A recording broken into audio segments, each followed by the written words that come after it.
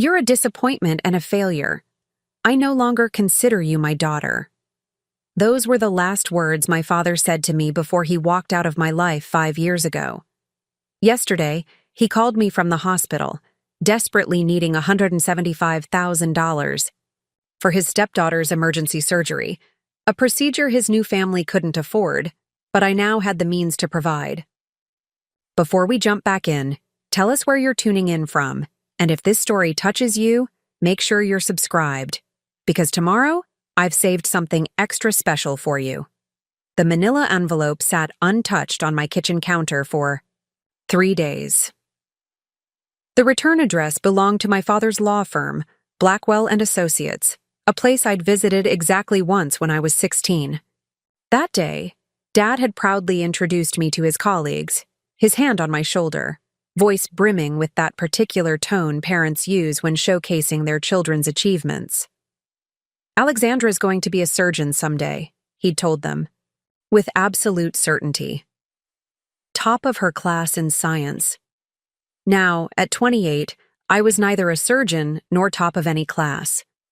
The envelope likely contained documents finalizing what had been made verbally clear during our last conversation 5 years ago. I was no longer his daughter in any sense that mattered. I poured another cup of coffee, my third that morning, and finally picked up the envelope. My hands trembled slightly as I broke the seal and removed the contents. A formal letter, legal in tone, stating that Harrison James Wells had officially removed me, Alexandra Nicole Wells, from his will and all associated financial provisions. The document required my signature as acknowledgement, nothing more. 5 years ago, I'd stood in my father's immaculate living room, surrounded by the carefully selected furnishings that had replaced the comfortable worn furniture from my childhood after my mother died. Photos of me had been systematically removed, replaced by artfully arranged images of his new wife, Caroline, and her daughter, Melody. "I've supported you through 3 abandoned degree programs, Alex," he'd said, voice clinical as if addressing an underperforming employee. "Engineering, dropped after 2 years. Business administration, abandoned after 18 months. And now this graphic design program you can't seem to commit to either. Dad, I'm just trying to find..." "What? Find what? Yourself?" His laugh had been sharp, unfamiliar. "Life isn't about finding yourself. It's about building something worthwhile. Your mother would be so disappointed in what you've become." The invocation of my mother, gone 8 years by then, had been the cruelest blow. Catherine Wells had been a nurturing force who'd always assured me that discovering my path might take time. "Some people are born knowing exactly what they want," she'd tell me. "Others need to explore a little longer. Neither journey is wrong, just different." But after her death from breast cancer when I was 20, my father's patience with my exploration had steadily eroded, particularly after he'd married Caroline 2 years later. Caroline, with her corporate efficiency, and her daughter Melody, who'd known she wanted to be a doctor since age 12, a living reminder of the daughter I had failed to become.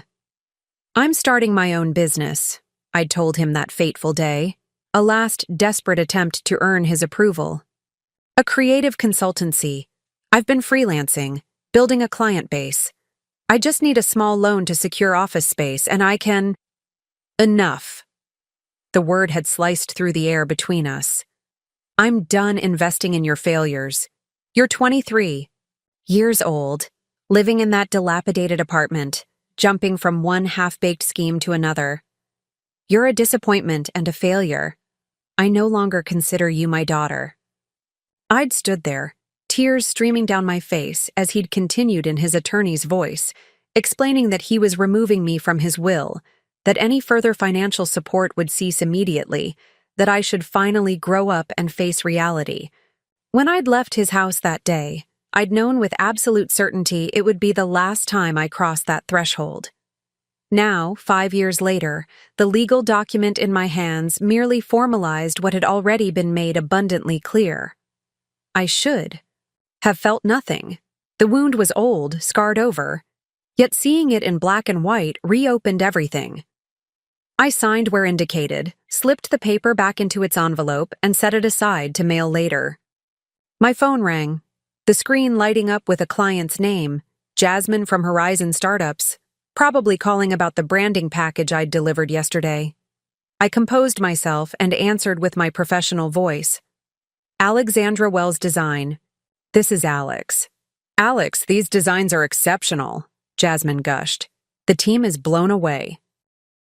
This perfectly captures our vision while adding elements we hadn't even considered. The board wants to know if you'd consider coming on as our permanent creative director. I blinked, momentarily disoriented by the contrast between the rejection in the envelope and the enthusiastic approval in Jasmine's voice. I'm flattered, Jasmine. Can you send over the details? I'd like to think about it. After ending the call, I glanced around my home office, no longer a corner of a dilapidated apartment, but the converted second bedroom of my downtown condo.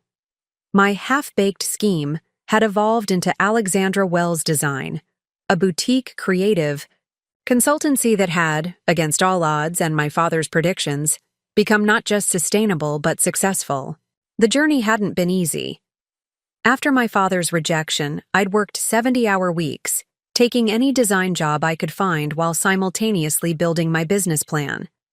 I'd lived on ramen and determination, weathered client rejections, endured countless revisions, and gradually, painstakingly built a reputation for innovative design solutions that delivered results.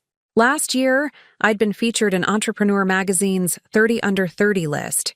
I'd sent a copy to my father's office, not out of spite, but as a quiet statement. You were wrong about me. The magazine had been returned unopened. The doorbell rang, interrupting my thoughts. Through the peephole, I saw a courier holding an envelope. Delivery for Alexandra Wells, she announced, handing me a thin package requiring signature. Priority delivery. Alone again, I opened this new envelope, finding a single sheet of expensive stationery. The handwriting was unfamiliar, feminine, and hurried. Alexandra, I know we've never met properly, though I feel I know you through your father's stories. I'm writing because Harrison has suffered a heart attack. He's stable, but requires bypass surgery.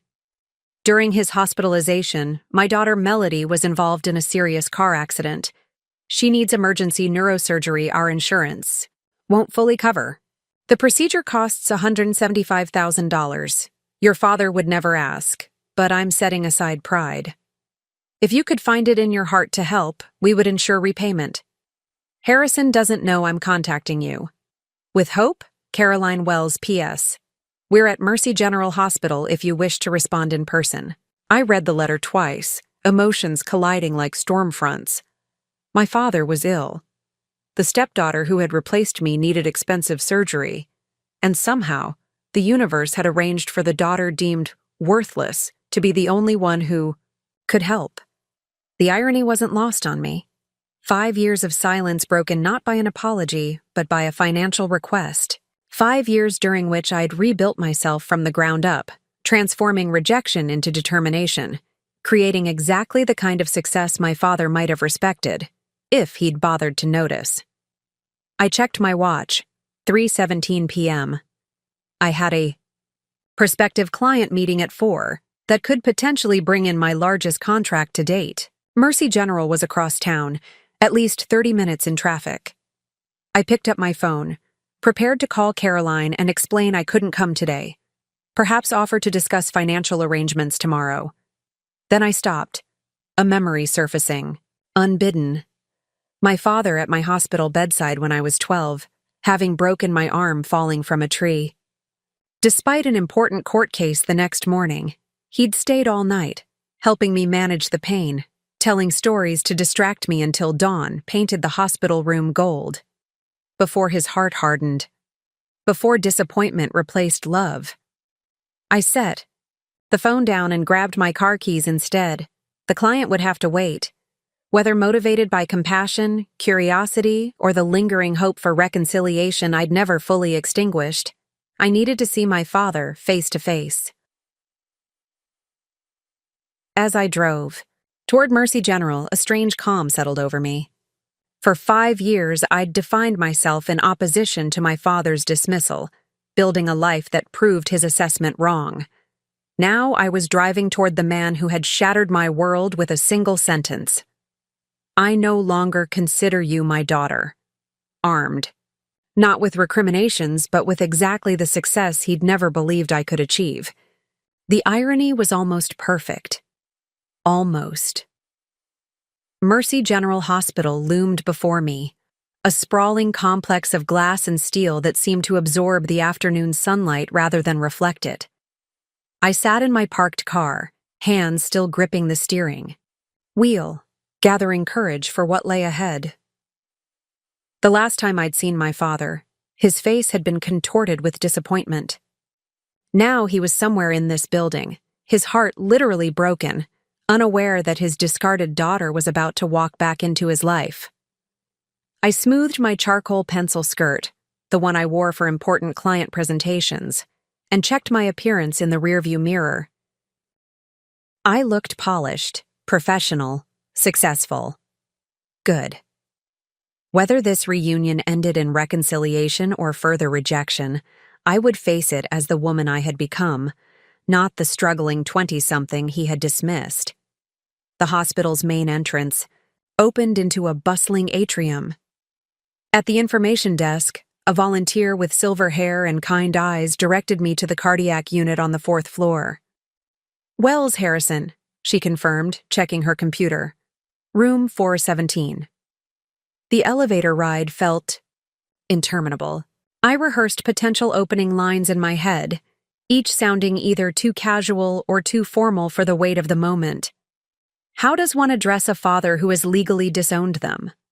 "Hello, Dad," seemed inappropriately intimate. "Mr. Wells" felt coldly defensive. Perhaps no words at all would be best. Just my presence, letting him make the first move. The cardiac unit was quieter than the main floor, the sounds muffled to a clinical hush. I followed the numbered signs until I reached 417, the door partially closed. Through the gap, I could see a woman sitting beside the bed, her back to the door. Caroline, my father's wife of 7 years whom I'd met exactly twice, both occasions strained with awkward politeness. Preparing and narrating this story took us a lot of time, so if you are enjoying it, subscribe to our channel, it means a lot to us. Now, back to the story. I knocked softly. Caroline turned, her eyes widening in recognition and something like relief. She rose quickly, smoothing her wrinkled blouse as she approached. "Alexandra," she said, voice barely above a whisper. "You came. I wasn't sure you would." Up close, Caroline looked far older than I remembered. Her carefully highlighted blonde hair was now streaked with gray at the temples, and fine lines mapped her face like tributaries. The past 5 years had evidently not been kind. "I got your note," I replied simply. "How is he?" Caroline glanced, back toward the bed where my father lay sleeping, monitoring equipment creating a technological cocoon around him. "Stable. The surgery is scheduled for tomorrow morning. The doctor is confident, but—" She trailed off, the unspoken fears hanging between us. I stepped fully into the room, seeing my father clearly for the first time. Harrison Wells had always been a commanding presence, tall, broad-shouldered, with the kind of authoritative posture that dominated courtrooms and boardrooms alike. The man in the hospital bed seemed diminished, his skin ashen against the white. Sheets, oxygen cannula tucked beneath his nose. His dark hair, once merely peppered with gray, was now almost completely silver. "He doesn't know I contacted you," Caroline said, her voice drawing me back from my observations. "He's been stubborn about reaching out." "That sounds like him," I replied, unable to keep the edge from my voice. Caroline winced slightly. "Alexandra." "Alex," I corrected automatically. "I go by Alex now." "Alex," she amended. "I know things between you and your father have been complicated." but he's spoken of you often over the years. The revelation surprised me. Has he? She nodded. Usually late at night when he thinks I'm asleep. He keeps track of your business. He has a folder with articles about you, including that magazine feature last year. I absorbed this information with confusion. If he'd been following my career, why the continued silence? Why return the magazine unopened? Why formalize my disinheritance just days ago? Before I could pursue these questions, a nurse entered to check my father's vitals, forcing our conversation to pause. Caroline used the interruption to guide me back to the hallway. Melody is in the neurology wing, she explained once we were outside. 6th floor. The accident happened 2 days ago. A truck ran a red light and hit her car on the driver's side. She has an intracranial hematoma requiring immediate surgery. And insurance won't cover it? I asked, professional instincts kicking in. Something about the story wasn't adding up. My father had always maintained excellent insurance. Caroline's eyes dropped, her fingers nervously twisting the wedding band on her left hand. Our policy has a lifetime maximum benefit that Melody already exceeded 3 years ago. She had previous medical issues, extended psychiatric care. This was new information. The perfectly poised stepdaughter, the one whose predetermined life path had been favorably compared to my wandering, had apparently faced her own struggles. I see, I said neutrally. And my father's assets? Caroline's expression tightened. The firm has been struggling since the economic downturn. Harrison took out a second mortgage on the house to keep things afloat. His retirement account was used to cover Melody's previous medical expenses. She stopped, seeming to search for the right words. We're not in the position we once were. The implicit admission hung between us. My father, who had criticized my financial choices, who had cut me off for my supposed irresponsibility, had apparently mismanaged his own affairs to the point of precarity. I need to think about this, I said finally. And I'd like to see Melody. Caroline nodded, relief visible in her shoulders. Of course, I'll take you to her room. We rode the elevator in silence, each floor's ascending number giving me time to process what I'd learned. By the time we reached the neurology wing, I had formulated at least a dozen questions about my father's financial situation, about the timing of the disinheritance papers, about why Caroline had reached out now, after years of silence. Melody's room was darker than my father's, the blinds drawn against the afternoon sun. She lay motionless, her head partially shaved and bandaged, face bruised and swollen almost beyond recognition. Monitoring equipment beeped steadily, mapping her continued existence in electronic pulses. The doctor says the longer we wait, the higher the risk of permanent damage, Caroline said softly. The neurosurgeon who specializes in this procedure has an opening tomorrow afternoon, but they require payment confirmation by 9 a.m. I studied Melody's damaged face, searching for the confident teenager who had sat silently beside my father. During our final confrontation, her presence a living rebuke to my perceived failures. But I could see only a vulnerable young woman, unconscious and in danger. I'll need to speak with the doctors directly, I said, my business voice taking over. And I want to review the exact costs involved. Caroline nodded quickly. Of course. I can arrange that right away. As she stepped out to summon a doctor, I moved closer to Melody's bedside. Despite everything, the comparisons, the silent judgment, the way she had seamlessly replaced me in family photographs, I felt no satisfaction seeing her like this.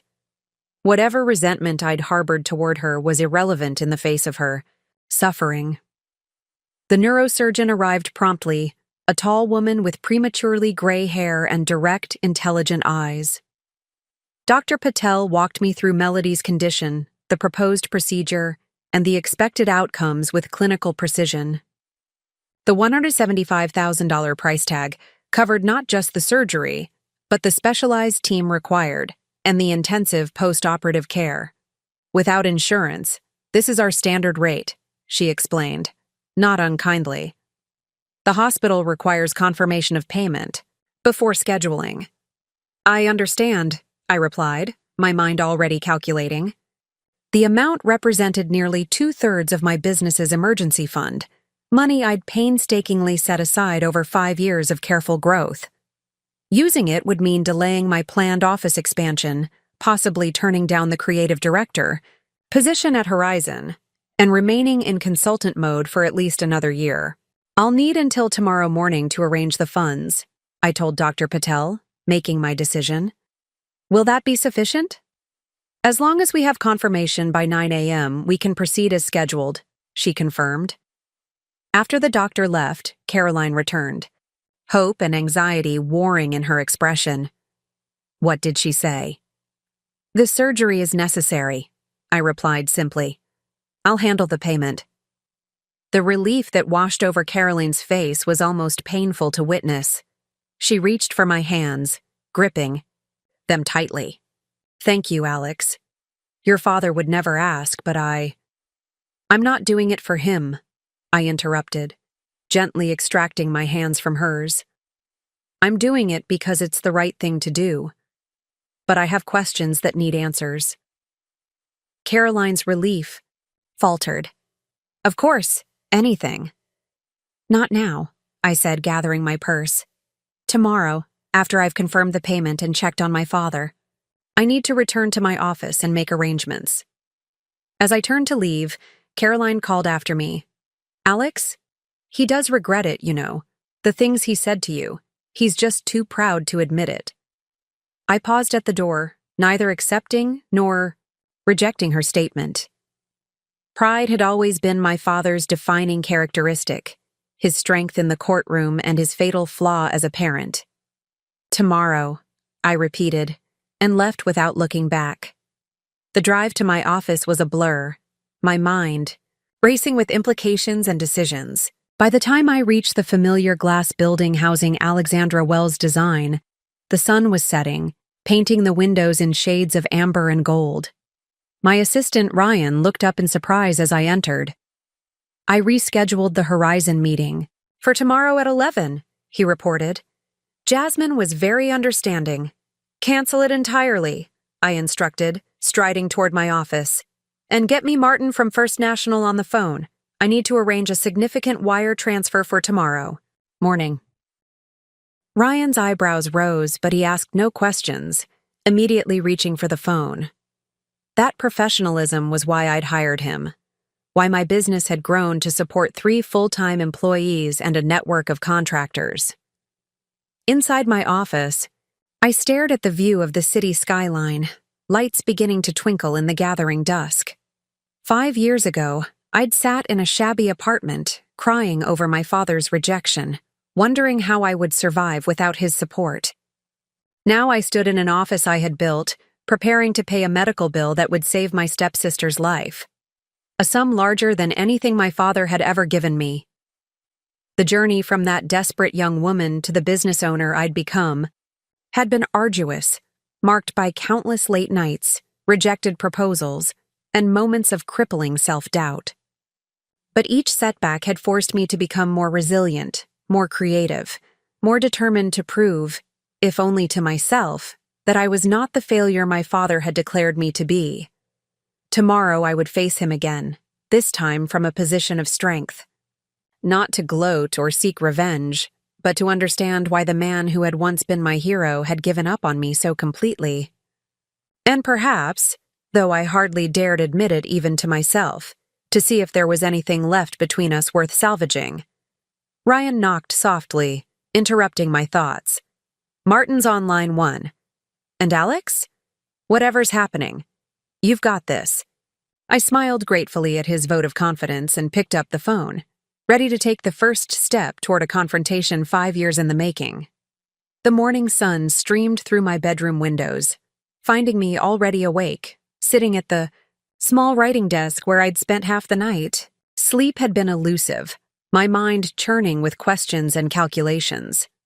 The notepad before me contained rows of figures, projections of how my business would manage with a significantly depleted emergency fund, timelines for rebuilding our financial cushion, and potential sacrifices we might need to make in the coming months.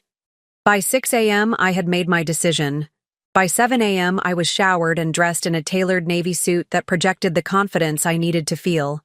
By 8 a.m., I was at First National Bank, finalizing the wire transfer with Martin, the business accounts manager who had helped me open my first professional checking account 5 years earlier.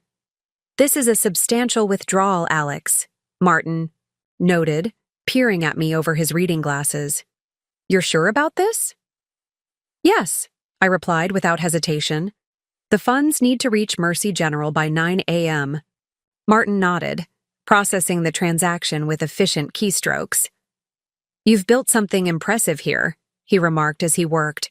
"When you opened your account with that initial deposit of $200, I wouldn't have predicted this level of growth in just 5 years."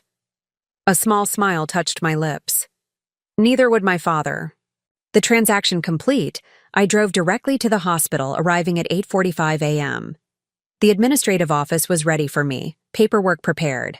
I signed where indicated, provided the transfer confirmation details, and officially committed $175,000 to save the life of a stepsister who had been part of the family that replaced me. "The hospital appreciates your prompt handling of this matter," the financial administrator said, her tone professional but warm. "Dr. Patel's office will be notified immediately that the surgery can proceed as scheduled." With the payment confirmed, I made my way to the cardiac unit. Whether by coincidence or design, my father's bypass surgery was scheduled for the same day as Melody's procedure. According to the nurse I spoke with, he was being prepped right now, meaning I had perhaps 20 minutes before they would take him to the operating room. I paused outside room 417, taking a deep breath to steady myself. Through the partially open door, I could hear Caroline's voice, soft and concerned. "The surgeon says it's routine, Harrison. You'll be fine." "Melody?" My father's voice, weaker than I remembered but still carrying that distinctive timbre that had once narrated bedtime stories and later delivered crushing judgment. "Still scheduled for this afternoon," Caroline replied. "Try not to worry." "How are we paying for it?" His question contained the pragmatic worry that had always characterized him. Even on the edge of surgery, his mind went to practical matters. There was a pause before Caroline answered. "It's been taken care of." "What does that mean, taken care of?" The sharpness in his tone was familiar, the attorney demanding clarity. I chose that moment to enter, my heels clicking softly on the linoleum floor. Both heads turned toward me, Caroline's expression a mixture of relief and apprehension, my father's showing pure shock. "It means I've paid for it," I said, my voice steady despite the thundering of my heart. For a moment, the only sound in the room was the rhythmic beeping of my father's heart monitor. He stared at me as if seeing a ghost, his complexion somehow becoming even paler. "Alexandra?" he finally managed, the name sounding strange in his mouth after so many years of silence. "Hello, Father," I replied, deliberately formal. "I understand you're having surgery this morning." Caroline stood quickly. "I'll give you two some privacy," she murmured, slipping past me with a grateful squeeze of my arm. Alone with my father, for the first time in 5 years, I moved closer to his bedside, taking in the changes time had wrought. Beyond the silver hair and new lines etched into his face, there was a vulnerability I'd never associated with Harrison Wells. He'd always seemed invincible to me, even after my mother's death had proved that our family wasn't immune to tragedy. "You paid for Melody's surgery?" he asked, cutting straight to the point as always. "Yes, $175,000. The transfer was confirmed this morning." He closed his eyes briefly, as if processing this information required more strength than he currently possessed. When he opened them again, they held a question he seemed unable to voice. "I can't afford it," I answered anyway. My half-baked scheme turned out to be quite profitable. A shadow of recognition crossed his face at the echo of his own dismissive words. Your design business. Alexandra Wells Design, I confirmed. We specialize in brand strategy and visual communications for tech startups and financial institutions. 27 employees now, offices in 3 cities. Our projected revenue this year is $2 million. I hadn't intended to list these achievements like credentials, but they spilled out anyway. The measuring stick I'd been using to prove my worth since the day he'd deemed me worthless. He absorbed this information in silence, his lawyer's mind, no doubt calculating exactly how far I'd come without his support. Finally, he asked, "Why would you help us, after everything?" The question hung between us, heavy with the weight of unspoken history. Why indeed? I moved to the window, gathering my thoughts as I looked out at the hospital parking lot below. I've been asking myself the same question since Caroline's note arrived, I admitted. I'm still not entirely sure of the answer. I turned back, to face him. It's not because I've forgotten what you said to me. It's not because I'm seeking reconciliation or hoping to change your opinion of me. I stopped measuring my worth by your assessment years ago. Then why? He pressed, a hint of the old intensity returning to his voice. Because Mom would have wanted me to, I said simply. And because refusing to help someone in need just to prove a point would make me exactly the kind of person you accused me of being 5 years ago. Selfish and irresponsible. My father flinched as if I'd struck him. For a moment, I thought, he might argue or defend his past actions. Instead, he nodded once, accepting the implicit criticism. I received your legal paperwork, I continued, changing the subject. Finalizing my removal from your will, the timing seems interesting. He frowned. What paperwork? The documents from Blackwell and Associates. I signed them yesterday. My father's confusion appeared genuine. I haven't used Blackwell in over 2 years. Not since the firm downsized and I started my own practice. Now it was my turn to be confused. But I received official documentation. A nurse appeared in the doorway, interrupting our conversation. Mr. Wells, it's time to prep you for surgery. She looked at me apologetically. I'm sorry, but you'll need to step out now.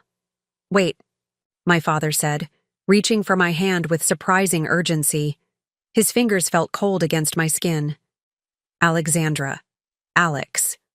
Will you be here? After? The question contained a vulnerability I'd never heard from him before.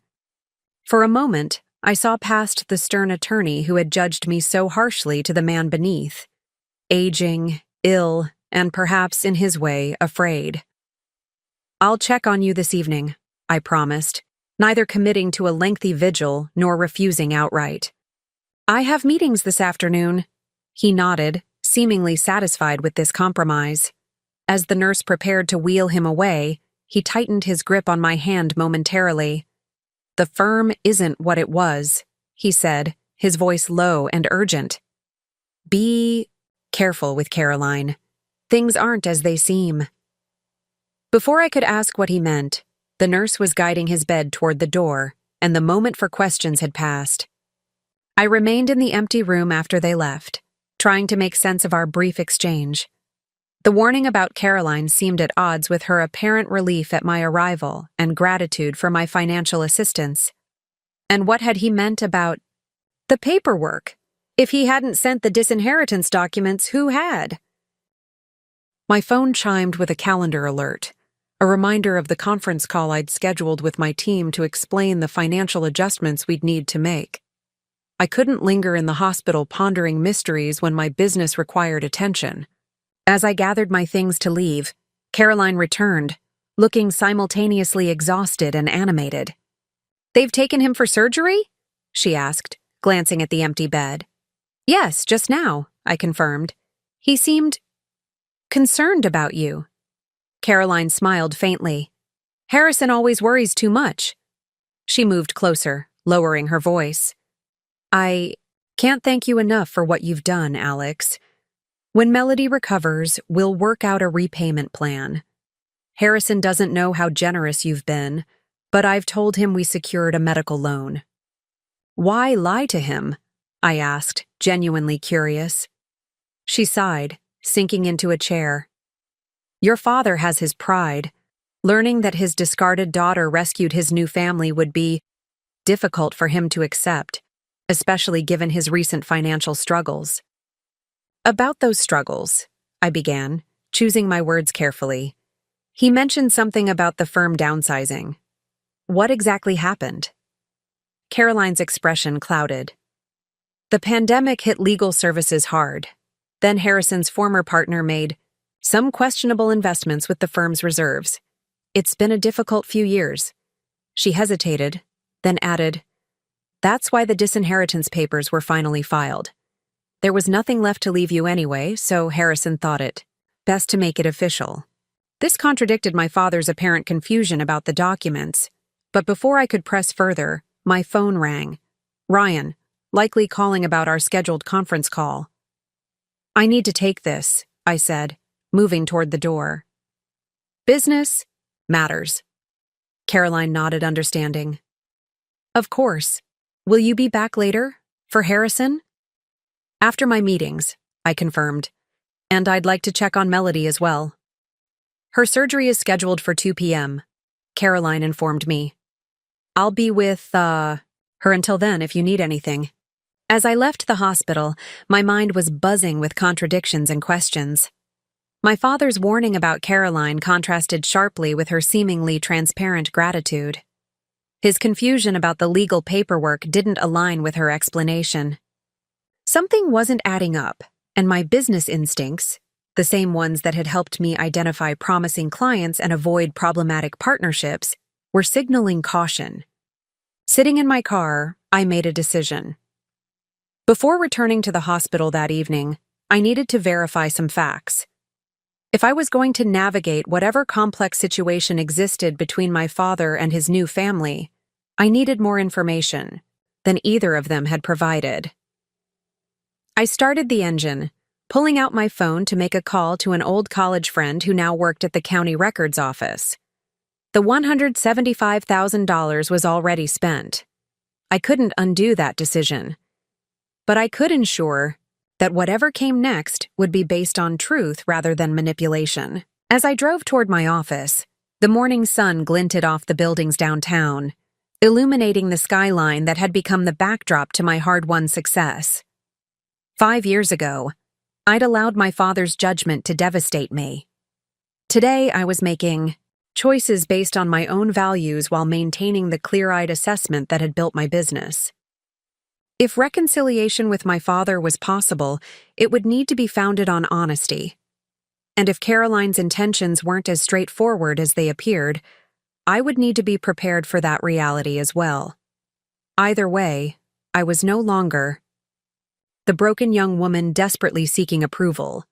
Whatever revelations awaited, I would face them as Alexandra Wells, CEO, a woman who had learned the hard way that true worth comes from within, not from another's assessment. The midday sun blazed overhead as I pulled into the parking lot of the county records office, a nondescript government building that housed the paper trail of countless lives and transactions.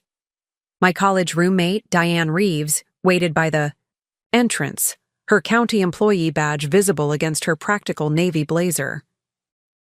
We'd stayed in touch over the years, occasionally meeting for coffee to trade stories of career triumphs and dating disasters. Now I was calling in a favor that stretched the boundaries of our friendship. Alexandra Wells, she greeted me with a quick hug. 5 years of dodging my dinner invitations, but you call when you need property records? I smiled apologetically. I know, and I promise a proper catch-up soon. This is complicated.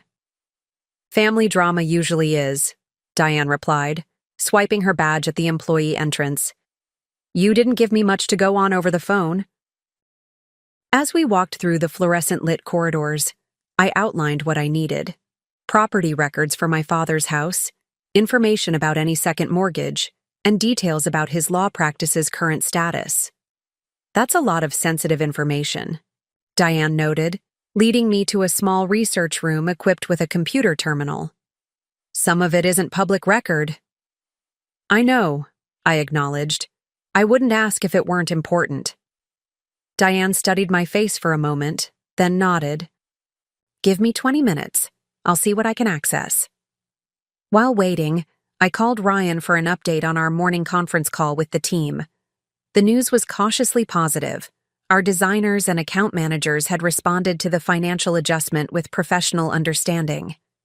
We would postpone the office expansion, scale back our year-end bonus projections, and focus on high-value clients for the next 6 months while rebuilding our reserves. The Horizon Creative Director offer is still on the table, Ryan reminded me. That alone would stabilize our cash flow if you decide to take it. It would also fundamentally change how we operate, I replied. I built this company to maintain creative independence. True, but circumstances change, he pointed out pragmatically. Just something to consider. Diane returned carrying a manila folder, ironically similar to the one that had contained my supposed disinheritance papers. Her expression was difficult to read.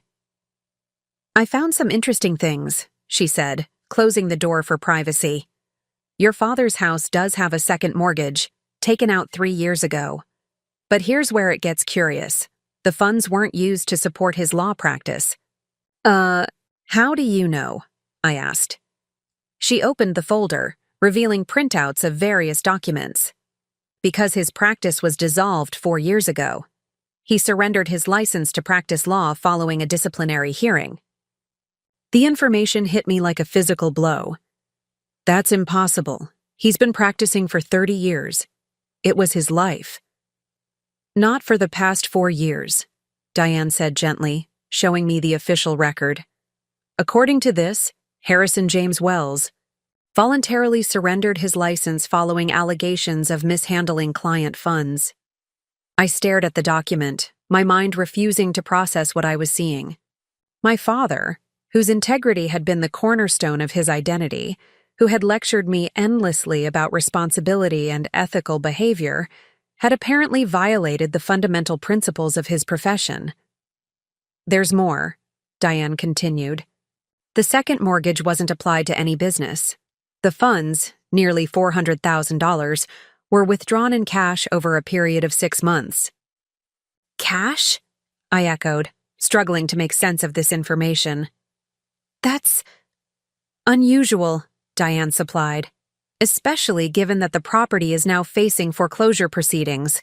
First payment was missed 8 months ago. The pieces were slowly assembling into a picture I couldn't quite comprehend. My father had lost his law license. The family home was in foreclosure. Nearly $500,000 had disappeared. And through it all, Caroline had maintained the fiction of a struggling but operational law practice. What about Blackwell and Associates? I asked. Are they still active? Diane pulled up another document on the computer. Yes, they're a legitimate firm, but they haven't represented your father in any capacity for years. Which meant the disinheritance papers couldn't have come from them. They were forgeries. One more thing, Diane said, lowering her voice although we were alone in the room. I checked medical records. We have limited access for insurance verification purposes. There's no record of a Melody Wells being admitted to Mercy General for a car accident or scheduled for neurosurgery. The floor seemed to tilt beneath me. That's not possible. I saw her yesterday. She was unconscious, injured. I'm not saying she's not there, Diane clarified. Just that there's no official record under that name. Could be entered under a different name for privacy, or there might be a processing delay. Or it could be another lie in what was becoming an increasingly elaborate deception. I gathered the documents, my mind racing to connect the disparate threads of information. I need copies of everything you've found. Already made them for you, Diane replied, handing me a sealed envelope. Just be careful, Alex. Whatever's happening here doesn't feel right. I thanked her, promising the dinner I'd been postponing for years, and headed back to my car. Once inside, I called Ryan again. "I need you to do something discreetly," I instructed. "Contact Mercy General's billing department as if you're verifying an insurance claim. Ask about the status of Melody Wells's neurosurgery, scheduled for 2 p.m. today." "That's technically fraud," Ryan pointed out. "Just ask if the procedure has been confirmed and paid for," I clarified. "Nothing more. I need to verify something." While waiting for Ryan's callback, I reviewed the documents Diane had provided. The disciplinary action against my father detailed a pattern of increasingly erratic behavior following financial irregularities. Client funds had been temporarily misappropriated, then replaced, suggesting desperation rather than calculated theft. The voluntary surrender of his license had avoided criminal charges. What could have driven my father, meticulous, principled Harrison Wells, to such behavior? My phone rang. Ryan's voice was tense when I answered. "I spoke with billing at Mercy General," he reported. "There's no neurosurgery scheduled for a Melody Wells today. However, they did confirm receipt of our payment this morning, applied to an account under the name Melody Tanner. The procedure is an elective cosmetic surgery, not emergency neurosurgery." The final piece clicked into place, completing a picture of breathtaking deception. There was no emergency, no traumatic car accident. The supposedly life-saving procedure I'd paid for was elective, likely the kind of cosmetic enhancement my father had always dismissed as vanity. "What do you want me to do?" Ryan asked after I'd been silent for several moments. "We could contact the hospital administration, maybe the police." "No," I said firmly. "Not yet. First, I need to understand exactly what's happening. Keep this information confidential for now." I checked the time, 1:17 p.m. If the cosmetic procedure was scheduled for 2 p.m., Caroline would be with Melody now, preparing her for surgery. And my father would be in post-operative recovery from his cardiac bypass. I started the car, my decision made. I would confront Caroline directly, with evidence in hand. Whatever scheme she had orchestrated, whether my father was complicit or victim, ended today. The drive back to Mercy General gave me time to organize my thoughts and strategy. The businesswoman in me, the one who had built a successful company from nothing, approached the situation analytically. I had been manipulated. Yes, but I hadn't lost everything. The $175,000 was a significant setback but not a catastrophic one. My company would recover. My professional reputation remained intact. What stung more deeply was the realization that I had allowed myself to be emotionally manipulated. After years of building walls against my father's judgment, I had left myself vulnerable to Caroline's exploitation of my lingering hope for reconciliation. I parked in the hospital lot, gathered the envelope of documents, and made my way directly to the cosmetic surgery wing. Not the neurology department where I'd seen unconscious Melody the day before. At the nurse's station, I asked for Melody Tanner's room. "Are you family?" the nurse inquired. "Stepsister," I replied without hesitation. "I'm the one who paid for the procedure." This was apparently the magic phrase, as the nurse immediately directed me to room 631. Outside the door, I paused, hearing Caroline's voice within. "The swelling will be significant at first, but Dr. Levine says you'll see the final results in about 3 months. Just think, you'll have the perfect profile for your audition season." "And Harrison doesn't suspect anything?" Melody's voice, alert, coherent, not at all like someone who had been unconscious from a traumatic brain injury the day before. "He thinks you're having emergency surgery for a car accident," Caroline confirmed with a laugh. "And he thinks we got a medical loan. If he knew his daughter paid for your nose job, he'd—" I pushed the door open without knocking. Caroline spun around, her face draining of color as she registered my presence. Melody, sitting upright in bed, perfectly conscious, with only some pre-surgical markings on her face, looked more annoyed than alarmed. "He'd what, Caroline?" I asked. my voice deadly calm. Have another heart attack? Or just be ashamed of the elaborate fraud you've perpetrated? Caroline recovered quickly, a practiced smile replacing her initial shock. Alex, I was just explaining to Melody how generous you've been. There seems to have been some miscommunication about— Stop. I held up my hand, then placed the envelope of documents on the bedside table. No more lies. I know everything. I turned to Melody. There was no car accident, no emergency neurosurgery. You're having a rhinoplasty, an elective cosmetic procedure that you scheduled months ago, judging by the preparation involved. Melody at least had the grace to look uncomfortable.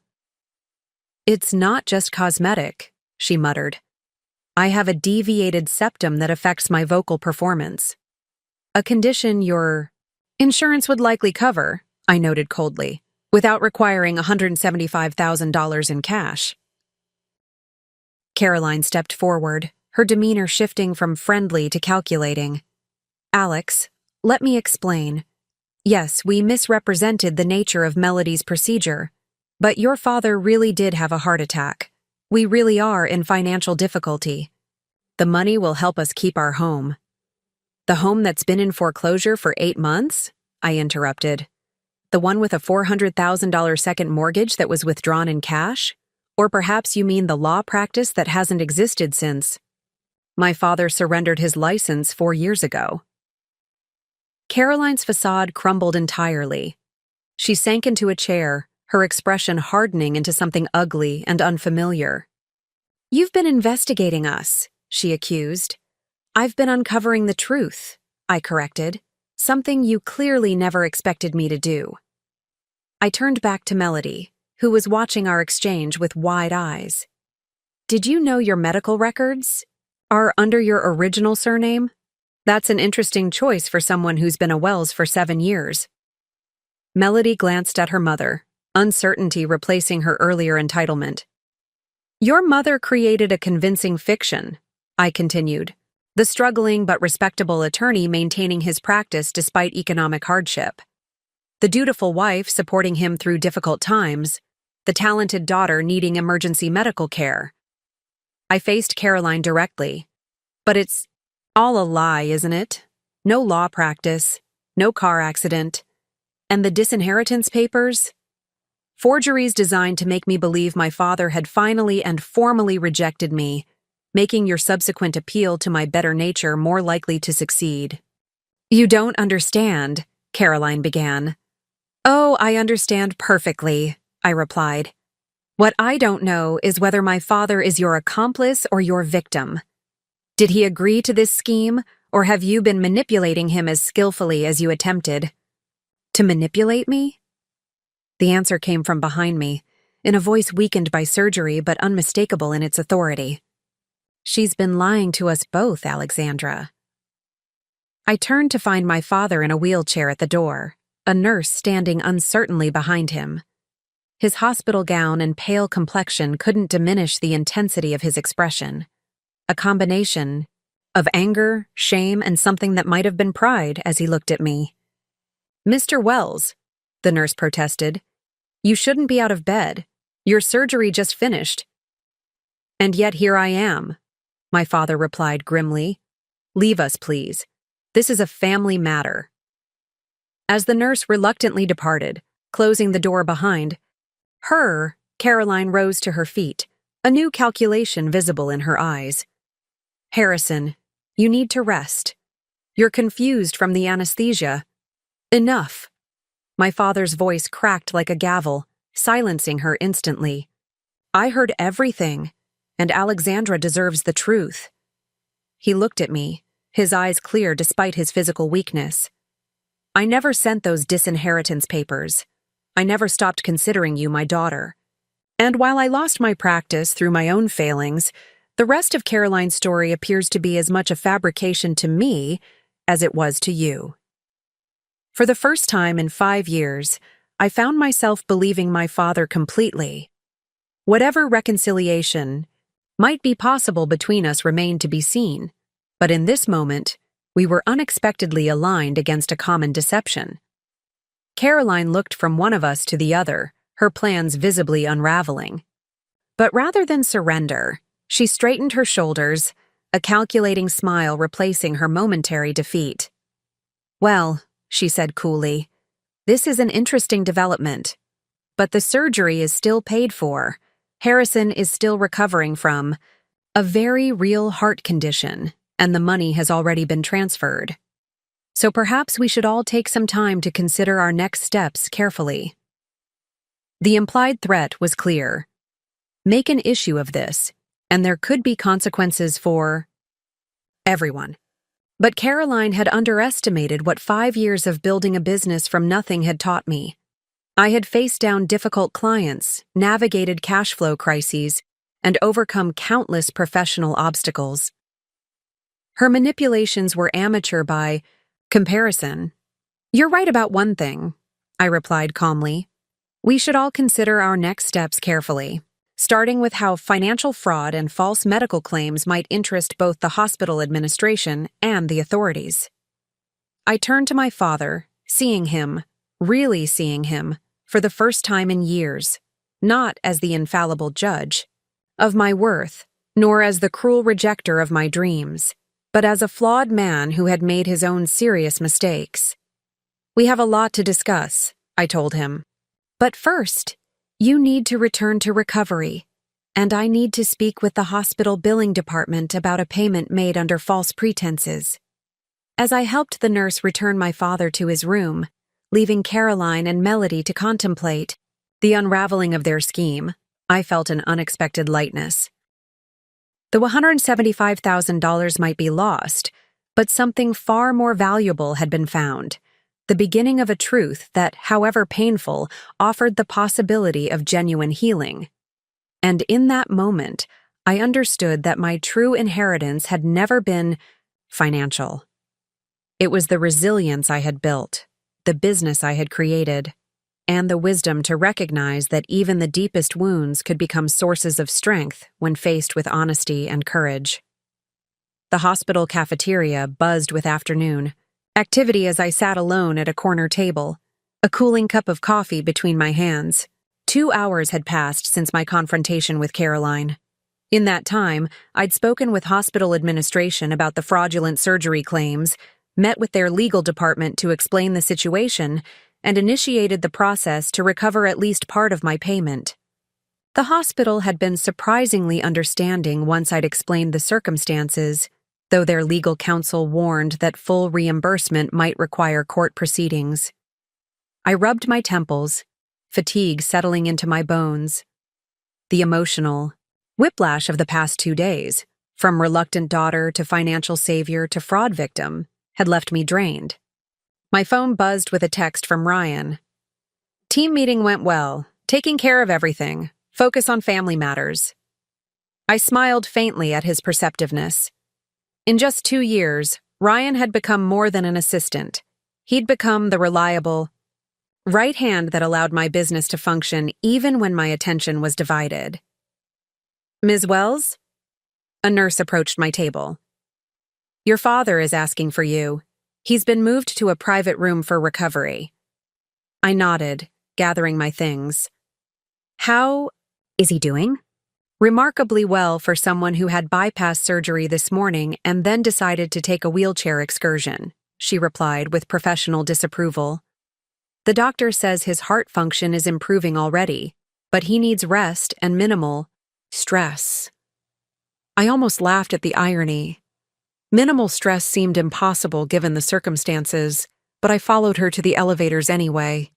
As we rode to the cardiac recovery floor, I mentally prepared for the conversation ahead. A conversation 5 years overdue. My father's new room was quieter than the post-operative recovery area, with large windows overlooking the hospital gardens. He was awake, propped up slightly, his complexion less gray than earlier. A book lay open on his lap, though his attention was focused on the doorway as I entered. "Alexandra," he greeted me, his voice stronger than before. "I wasn't sure you'd come back." "I said I would," I replied, taking the visitor's chair beside his bed. "Has Caroline been here?" His expression, Hardened. No. Hospital security is ensuring she doesn't enter this room without my explicit permission. One benefit of being the victim of attempted fraud: people take your concerns seriously. So, you've spoken with administration? He nodded. While you were talking to billing, a hospital administrator came to see me. Apparently, you made quite an impression. I shrugged, uncomfortable with his apparent approval. 5 years of emotional distance couldn't be bridged by one efficient handling of a crisis. The administrator mentioned you've initiated proceedings to recover the money, he continued. They're cooperating fully. It was a business decision, I said neutrally. Alexandra Wells' design can't afford to lose $175,000 to fraud, even familial fraud. Of course, he acknowledged. A silence stretched between us, filled with unspoken history. Finally, my father closed his book and looked at me directly. I owe you an explanation. About the license suspension, the financial problems, all of it. You don't owe me anything, I responded automatically. I do, he insisted. Not because you paid for a surgery under false pretenses, not because you came when Caroline called, but because I wronged you 5 years ago. And you deserve to understand why. The directness of his admission caught me off guard. My father had never been one to acknowledge mistakes easily. He continued without waiting for my response. After your mother died, I lost myself for a while. The grief was consuming, but I had you to focus on, a practice to maintain. Then you went to college, and the house was empty. The silence was unbearable. He shifted slightly, wincing at the movement. I met Carolyn at a fundraiser 3 years after Catherine's death. She was vibrant, sophisticated, everything the other grieving singles weren't. She laughed at my terrible jokes, seemed interested in my cases, made me feel alive again. I'd never heard this part of the story, how they'd met, what had drawn him to her. I'd been away at college during their courtship, returning only for the wedding that had felt like a betrayal of my mother's memory. Looking back, I see the calculation in every move she made, he admitted. But at the time, I saw only what I wanted to see. She moved in, redecorated, replaced Catherine's life with her own, so gradually I hardly noticed. And Melody? I asked. Melody was part of the package.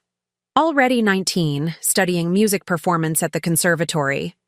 Talented, yes, but not the prodigy Caroline presented her as. Always needing just a little more money for special lessons, master classes, competitions. He sighed, pressing a hand gently against his chest, as if to contain the pain of these admissions. The first sign of trouble came 4 years ago. A client complained about delayed distribution of settlement funds. I discovered withdrawals from the client trust account, withdrawals I hadn't authorized. When I confronted Caroline, she broke down, confessed to a gambling addiction she'd hidden from me, begged for help. My eyes widened. This was unexpected. She stole from your clients? Using my passwords, my authority. I was legally responsible, regardless. I had a choice: report her to the authorities, face criminal charges myself for inadequate oversight, or quietly replace the funds and surrender my license. I chose the latter, believing I could salvage something of our life together if I protected her. The magnitude of this sacrifice, his career, his identity as an attorney, his reputation, was staggering. Why didn't you tell me? Pain flickered across his face. Pride, shame. By then, our relationship was already strained. You were struggling to find your path. I was struggling to accept that it wouldn't be the one I'd envisioned for you. Then Caroline suggested your design ambitions were childish fantasies, that you needed tough love to grow up. And you believed her, I said softly, the old hurt resurging. I believed the worst interpretation of your choices because it justified my own need for control, he admitted. When you came asking for a loan for your business, I saw only another potential failure, another disappointment. Caroline encouraged that view, and I said unforgivable things. I remembered that day with perfect clarity, standing in his living room, shaking with hurt and rage as he dismantled not just my business plan, but my worth as a person, as a daughter. After you left, he continued, things deteriorated rapidly. Without my practice, we relied on savings, then loans. Caroline's gambling problem mysteriously required more cash infusions. Melody's endless educational and performance needs drained accounts. I began to suspect I was being manipulated, but by then, I was trapped in a web of my own making. Why, didn't you reach out? I asked. Even after everything, I would have helped, he finished. Like you did yesterday? I know. That's what makes my failure so complete. I abandoned the one person who would have stood by me, all to protect someone who was systematically destroying everything I valued. The raw honesty in his voice pierced the armor I'd built around my heart. For 5 years, I'd carried the weight of his rejection, using it as fuel to prove him wrong. Now, seeing him diminished yet somehow more genuine than I'd ever known him to be, I felt the first stirrings of something I'd thought impossible: forgiveness. The heart attack was a blessing in disguise, my father said, gesturing to his surroundings. It forced a reckoning. When Caroline started talking about Melody's emergency surgery, something didn't add up.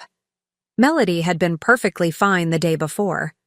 Then I overheard Caroline on the phone discussing a cosmetic procedure that had been planned for months. I confronted her, we argued, and my chest started to tighten. That's when she contacted me, I realized. Not after your heart attack, but after you'd caught her in a lie. He nodded. I imagined she saw an opportunity, my medical crisis as cover for her scheme. She never expected you to investigate so thoroughly or confront her so directly. She underestimated you, just as I did 5 years ago. The admission hung between us, an acknowledgement of both his past failure and my current strength. What happens now? I asked. With Caroline? With the house? With everything? Divorce, certainly, he replied without hesitation. I've already contacted an attorney friend. Not to practice, but to represent me personally. As for the house, it's likely lost to foreclosure. The money from the second mortgage is gone, gambled away, or hidden in accounts I'll never find. And Melody? Despite everything, I felt a twinge of sympathy for the young woman who had been raised by such a manipulative mother. She's Caroline's daughter in every sense, my father said wearily. Complicit in the deception, though perhaps not its architect. I've been father to her in name only. Any real relationship ended the moment I discovered their financial schemes. He fell silent, fatigue evident in the slump of his shoulders. The day's events had clearly taken a toll on his already weakened condition. You need to rest, I said, rising from my chair. We can continue this conversation when you're stronger. Will you come back tomorrow? He asked, vulnerability naked in his voice. The question caught me off guard. Despite our conversation, despite his admissions, I hadn't yet decided whether reconciliation was something I wanted or could achieve. The wounds of his rejection ran deep, and trust, once broken, wasn't easily restored. I'll come, I promised after a moment's consideration. But I need to be clear about something. I'm not the same person I was 5 years ago. I've built a life, a business, an identity that exists completely apart from you. If we're going to have any relationship going forward, it needs to be based on who I am now, not who you wanted me to be then. He nodded slowly. I wouldn't want anything else. The woman who uncovered Caroline's scheme, who protected me when I didn't deserve protection, who built a multi-million-dollar business from nothing, that's someone I'd like to know. For the first time in our conversation, I smiled. A small, cautious expression, but genuine nonetheless. Then I'll see you tomorrow. As I left the hospital, the setting sun painted the sky in shades of amber and gold. a reminder that even the darkest days eventually yield to new light. I hadn't forgiven my father completely, nor had I forgotten the pain of his rejection.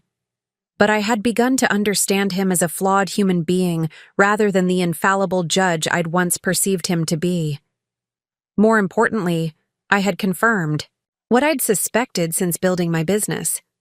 I no longer needed his approval to validate my worth. The $175,000 I'd paid under false pretenses might never be fully recovered, but it had purchased something unexpectedly valuable: freedom from the last vestiges of seeking external validation. Walking to my car, I called Ryan. "Cancel my meetings tomorrow morning. I'll be in after lunch." "Family matters still unfolding?" he asked perceptively. "Yes," I confirmed, but in a way I never expected. As I drove home through the evening traffic, I reflected on the strange journey of the past 2 days. What had begun as a manipulative plea for financial assistance had somehow created the space for a truth 5 years in the making. My father wasn't the perfect man I'd once believed him to be, nor the heartless judge who had disowned me. He was simply human, capable of terrible mistakes, and perhaps genuine remorse. Whether our relationship could be rebuilt remained to be seen. But whatever happened, I would face it as the woman I had become, stronger for having been broken, wiser for having been fooled, and ultimately grateful for having been forced to discover my own worth when external validation was withdrawn. Some lessons, it seemed, could only be learned the hard way, and some inheritances were worth more than money. Morning light streamed through my apartment windows, casting long shadows across the hardwood floors I'd had installed last year. EI. Small luxury to celebrate Alexandra Wells Design's 3rd anniversary. I stood at my kitchen island, reviewing hospital billing documents spread before me while sipping the specialty coffee that had become my one consistent indulgence. The hospital's legal team had moved with surprising efficiency, freezing the surgical payment while investigations proceeded. They couldn't promise full recovery of funds, but the outlook was promising. My doorbell rang at precisely 8:30 a.m., Ryan arriving with the files I'd requested. I'd given him a key to my building months ago, but he maintained a respectful formality, never entering without explicit invitation. "Morning," he greeted me, handing over a sleek portfolio. Financial projections with 3 different recovery scenarios: full reimbursement, partial recovery at 60%, and worst case with no recovery. "Thank you," I replied, impressed as always by his thoroughness. "Coffee?" Ryan shook his head. "Already caffeinated, but I do have updates you'll want to hear." We moved to my living room, where Ryan pulled out his tablet and quickly summarized the day's business matters. The Horizon Creative Director offer had been extended another week, at my request. 2 new client proposals had received verbal approval. Our junior designer, Tessa, had completed the branding package for a healthcare startup ahead of schedule. "Also," Ryan added, his tone shifting slightly, "I received a call from a detective with financial crimes. They'd like to speak with you." "Regarding Caroline Wells." I raised an eyebrow. "Already? I only filed the fraud report yesterday afternoon." "Apparently, you're not the first person she's targeted," Ryan explained. The detective mentioned at least 2 other cases with similar patterns: marriages to professionals followed by financial manipulation. The revelation shouldn't have surprised me, yet somehow it did. I'd assumed Caroline's scheme was opportunistic, developed in response to my father's financial vulnerability. The idea that it was her established modus operandi, that my father was just one in a series of targets, added another layer to the deception. "I'll call them this afternoon," I decided. "Anything else before you head to the office?" Ryan hesitated, then asked, "How are you handling all this? Personally, I mean."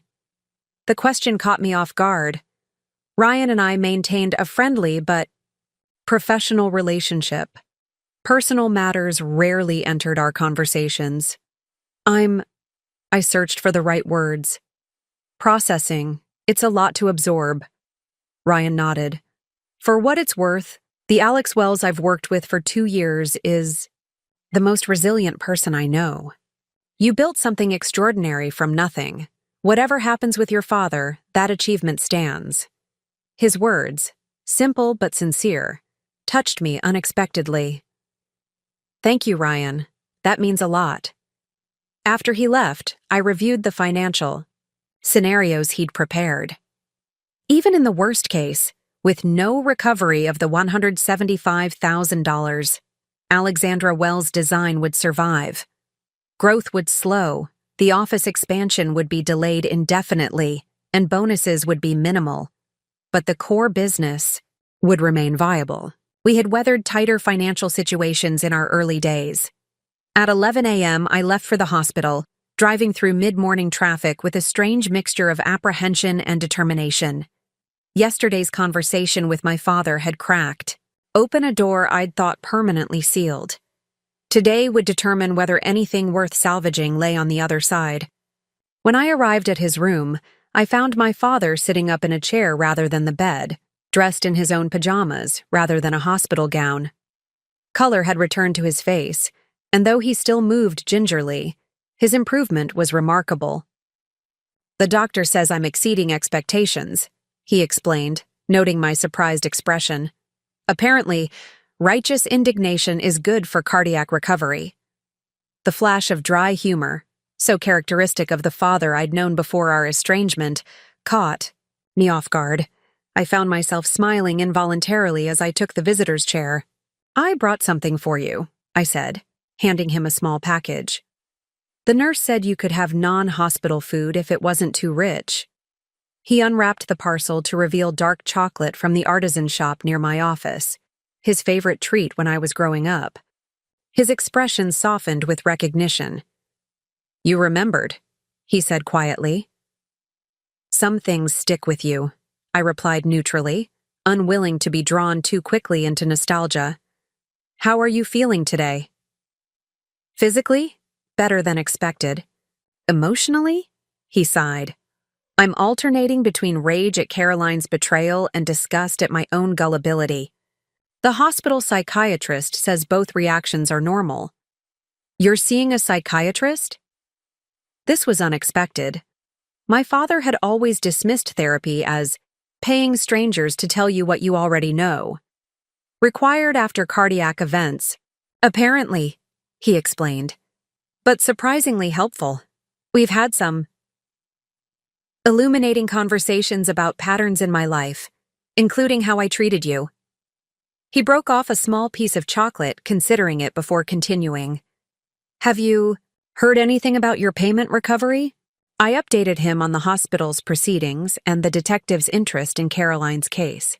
He absorbed the information with a lawyer's analytical focus, asking pertinent questions about timing and procedure.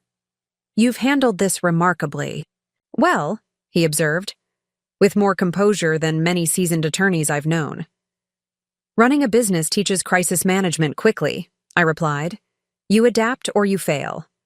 Like you adapted after our last conversation 5 years ago, he said, addressing directly what had remained implicit yesterday. I had no choice, I responded, the old hurt surfacing despite my best efforts. You made it very clear I was on my own.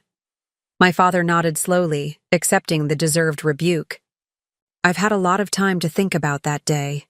The things I said to you were unforgivable. And yet here I am, I pointed out, not entirely sure why I had indeed returned after so much pain. Here you are, he agreed, which is more grace than I deserve, but entirely in character for the daughter Catherine and I raised. The mention of my mother shifted something in the atmosphere between us. Catherine Wells had been our common ground, our shared love. Her absence had created the initial fracture that had eventually become an unbridgeable chasm. I think Mom would be disappointed in how we've handled the past 5 years, I said quietly. She would have knocked our heads together long before. Now, my father replied, a ghost of a smile crossing his face. She always said we were too similar, both stubborn to a fault. She also said that was our strength, I remembered. That persistence was the foundation of achievement. She was right. My father set aside the chocolate, his expression turning serious. Your persistence built a successful business despite my predictions of failure. I was wrong, Alexandra. Completely, utterly wrong about you and your capabilities. The explicit acknowledgement, the words I'd once desperately longed to hear, landed differently than I might have expected years ago. Instead of vindication, I felt a complex mix of emotions: relief that my achievements were finally recognized, sadness for the years of estrangement, and an unexpected sense of closure. I gave up waiting for your approval a long time ago. I told him honestly. I had to. Building my business required believing in myself when no one else did. Not no one, he corrected gently. Your mother would have believed in you implicitly, and it seems you found others who recognized what I failed to see. Your employees, your clients. I thought of Ryan's words earlier that morning, of Jasmine's enthusiasm for my designs, of the team that had rallied around me despite the financial setback. He was right. I had created not just a business, but a community that valued my vision and abilities. I did, I acknowledged. But your opinion mattered, more than anyone's.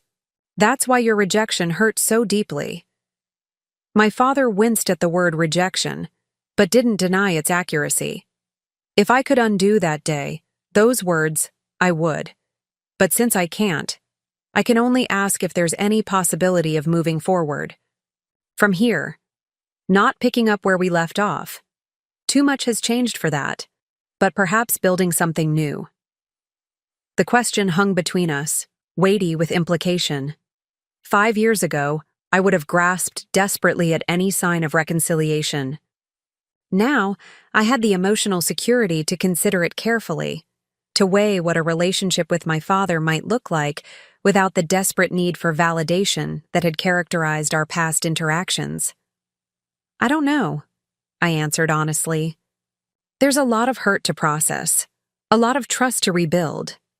And practically speaking, our lives are in very different places now. He nodded, accepting this reality. I understand. For what it's worth, I'm proud of who you've become, Alexandra. Not because you've proven me wrong, though you certainly have, but because you've built something meaningful entirely on your own terms.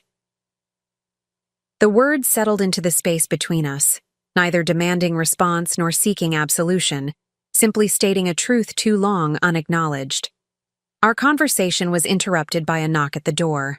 A nurse entered, followed by a doctor in surgical scrubs. Mr. Wells, it's time for your follow-up evaluation, the doctor announced, then noticed me. Family can return in about 30 minutes. I stood, gathering my purse. That's fine. I need to make some calls anyway. My father caught my hand before I could leave. Will you come back? After the evaluation? The question contained no demand, no expectation, only hope. 5 years ago, he had declared me no longer his daughter. Today, he was asking permission to be my father again. I'll come back, I promised. We still have a lot to discuss. In the hospital cafeteria, I made the calls Ryan had flagged as urgent, efficiently handling business matters while my father underwent his evaluation. I spoke with the detective investigating Caroline, providing details about the fraudulent surgery claim and the forged disinheritance papers. I contacted my attorney about recovery proceedings. I confirmed a meeting with our largest client for the following week. Throughout these conversations, I maintained the professional composure that had become my hallmark, compartmentalizing personal turmoil to focus on immediate tasks. Yet beneath this practiced efficiency ran a current of emotional awareness I might once have suppressed, recognition that my world was shifting in ways that demanded acknowledgement. As I finished my calls, a text arrived from Ryan. Hospital. Billing called. Payment has been fully frozen pending fraud investigation. Legal believes complete recovery likely. The news should have brought unalloyed relief. Instead, it prompted an unexpected thought. What if the money hadn't mattered after all? What if the real value of this painful episode lay not in the financial resolution but in the painful truths it had exposed? Both Caroline's deception and the possibility that my relationship with my father might not be irreparably broken? I purchased 2 cups of decent coffee from the cafeteria and headed back to the cardiac unit, using the elevator ride to organize my thoughts. When I returned to my father's room, I found him back in bed, looking tired but alert. "Good news from the doctor," he reported as I handed him the coffee. "Heart function improving steadily. If all goes well, I'll be discharged tomorrow." "That's excellent," I said, resuming my seat. "Where will you go?" "The house is still in foreclosure proceedings," he finished. "My attorney is negotiating with the bank, but realistically, I'll need to find an apartment." The practical reality of his situation struck me anew. At 62, my father was starting over. No home, no career, no wife, minimal savings. The man who had once seemed invincible was now facing a future defined by limitation and rebuilding. "I have a colleague who manages several apartment buildings," I offered. "I could ask about availability." "That would be helpful," he acknowledged, "though my options are limited until I sort out employment. Non-practicing attorneys aren't in high demand." "What are you thinking of doing?" He smiled ruefully. "At my age, with my history, options are limited. I'm considering legal consulting, advising rather than representing. It's not the career I built, but it would utilize my experience." I nodded, impressed despite myself by his pragmatism. The father I remembered would have found such diminished circumstances intolerable. This new version, humbled but adaptable, was unfamiliar, but somehow more approachable. "I've been thinking about what you said earlier," I ventured after a moment. "About building something new between us." He waited, giving me space to continue without interruption. "I'm not ready to simply forget the past 5 years," I said carefully. "The things you said, the way you cut me off completely, that can't be erased with one conversation or one apology." "I understand," he replied quietly. "But," I continued, "I'm open to the possibility of moving forward, slowly, with clear boundaries and expectations on both sides." Hope flickered in his eyes, tempered by caution. "What would that look like to you?" "Regular communication, maybe dinner once a month to start. Getting to know each other as the people we are now, not the people we were then." I paused, then added the most important condition. "And complete honesty. No more secrets, no more judgments disguised as concern." "I can work with that," my father agreed, relief evident in his voice. "And I promise to respect your boundaries, Alexandra. Your life, your choices, they're yours, not mine to direct or critique." The promise contained an implicit recognition of where we had gone wrong before, his inability to accept my independence, my different path. Whether he could maintain this new perspective remained to be seen, but his willingness to acknowledge the core issue felt like a significant step. As I left the hospital that afternoon, commitments made for further conversation and practical assistance, I felt neither the triumph of vindication nor the vulnerability of reconciliation, but something more nuanced, the quiet satisfaction of addressing an old wound with the wisdom and strength I'd earned through years of independence. My father had once deemed me worthless because I hadn't followed his prescribed path. Now, the very independence he had rejected had given me the strength to consider rebuilding our relationship on new, more equal terms. The irony wasn't lost on me, but neither was it bitter. Some inheritances I was beginning to understand weren't passed down but built from the ground up, constructed from the raw materials of disappointment, resilience, and the courage to face painful truths with clear eyes. As I drove back to my office, ready to immerse myself in the business I had created despite all predictions of failure, I felt more settled in my own worth than ever before. Not because my father had finally acknowledged it, but because I had proven it to the one person whose opinion truly mattered, myself. The journey ahead, both professional and personal, wouldn't be without challenges. But I had built something valuable from nothing once before. With the right foundation, perhaps I could do so again. 1 month after my father's hospital discharge, I stood in the lobby of a modest apartment building in West Side Heights, carrying a housewarming gift, a potted peace lily and a bottle of non-alcoholic sparkling cider, as alcohol was still restricted during his cardiac recovery. The building was clean and well-maintained, if not luxurious, with rentals specifically marketed to seniors and those seeking quieter living arrangements. My colleague's management company had found a 1-bedroom unit within my father's new budget constraints. I checked the unit number again, 307, and took the elevator to the 3rd floor. Our interactions over the past month had been cautious but consistent. 2 dinners at neutral restaurants, several phone calls, and my assistance with various practical aspects of his transition. Today marked my first visit to his new home, a symbolic crossing of a boundary I'd been careful to maintain. My father answered my knock promptly, dressed in khakis and a button-down shirt rather than the impeccable suits that had once been his uniform. The apartment behind him was sparsely furnished but orderly, with a few familiar pieces salvaged from the family home mixed with new, more modest acquisitions. "Alexandra," he greeted me warmly. "Thank you for coming." I handed him the gifts. Housewarming traditions.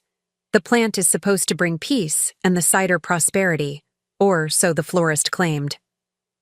"Both welcome additions," he replied, placing them on a small side table. "Would you like the tour? It won't take long." The apartment was compact but functional.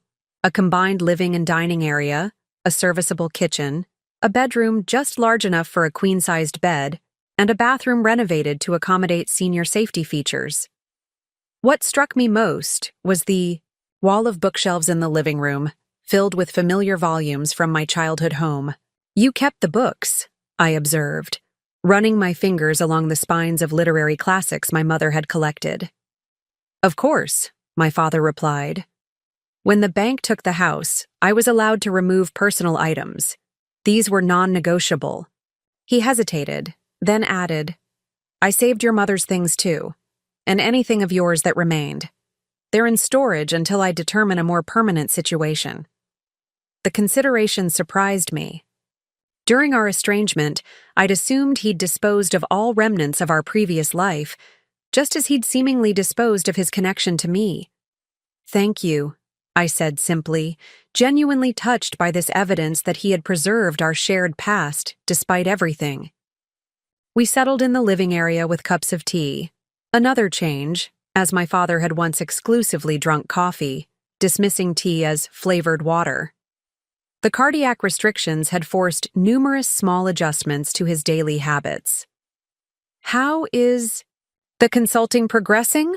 I asked, noting the laptop and legal pads on his small dining table. "Slowly," he admitted. "I've secured 2 clients who need guidance on complex estate matters. Not enough for financial stability yet, but a beginning.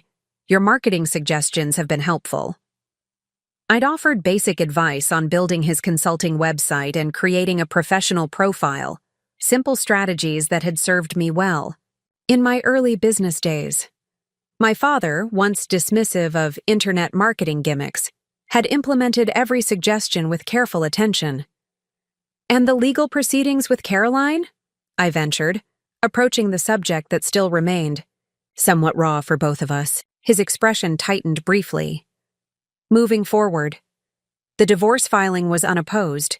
She's disappeared, along with Melody. The detective believes they've moved to Arizona, possibly to set up their next operation." He paused, visibly managing his anger. "The fraud investigation continues. They've identified 2 previous victims with similar experiences." "I'm sorry," I said sincerely. Despite everything, the betrayal had wounded him deeply. He shook his head. My own blindness created the opportunity for deception. That's something I'm working to understand in my counseling sessions. You're continuing with therapy? I asked, unable to hide my surprise. Weekly, he confirmed. Initially for cardiac recovery support, but now for broader issues. Understanding patterns of control, perfectionism, inability to adapt to others' choices. He met my eyes directly. The same traits that damaged our relationship. The acknowledgement hung between us. Neither accusation nor excuse, simply truth. Being recognized. I sipped my tea, allowing myself to absorb the significance of his ongoing commitment to self-examination. It's challenging, he continued after a moment. Dismantling beliefs and behaviors established over 6 decades, but necessary if I want any chance at rebuilding what matters. That takes courage, I observed quietly, examining yourself that honestly. I had an example to follow, he replied. Watching you rebuild your life after I cut you off. That demonstrated true courage. I merely had the good fortune to receive a second chance I didn't deserve. The compliment touched something vulnerable within me.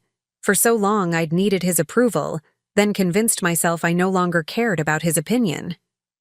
The truth, I was realizing, lay somewhere in between. His validation wasn't necessary for my success, but his genuine recognition still held meaning. I wanted to discuss something with you, my father said, shifting slightly to reach a folder. On the side table. A legal matter requiring your input. My guard instinctively rose. What kind of legal matter? Nothing concerning, he assured me, noting my reaction. Just something I should have addressed years ago. He opened the folder, revealing official-looking documents.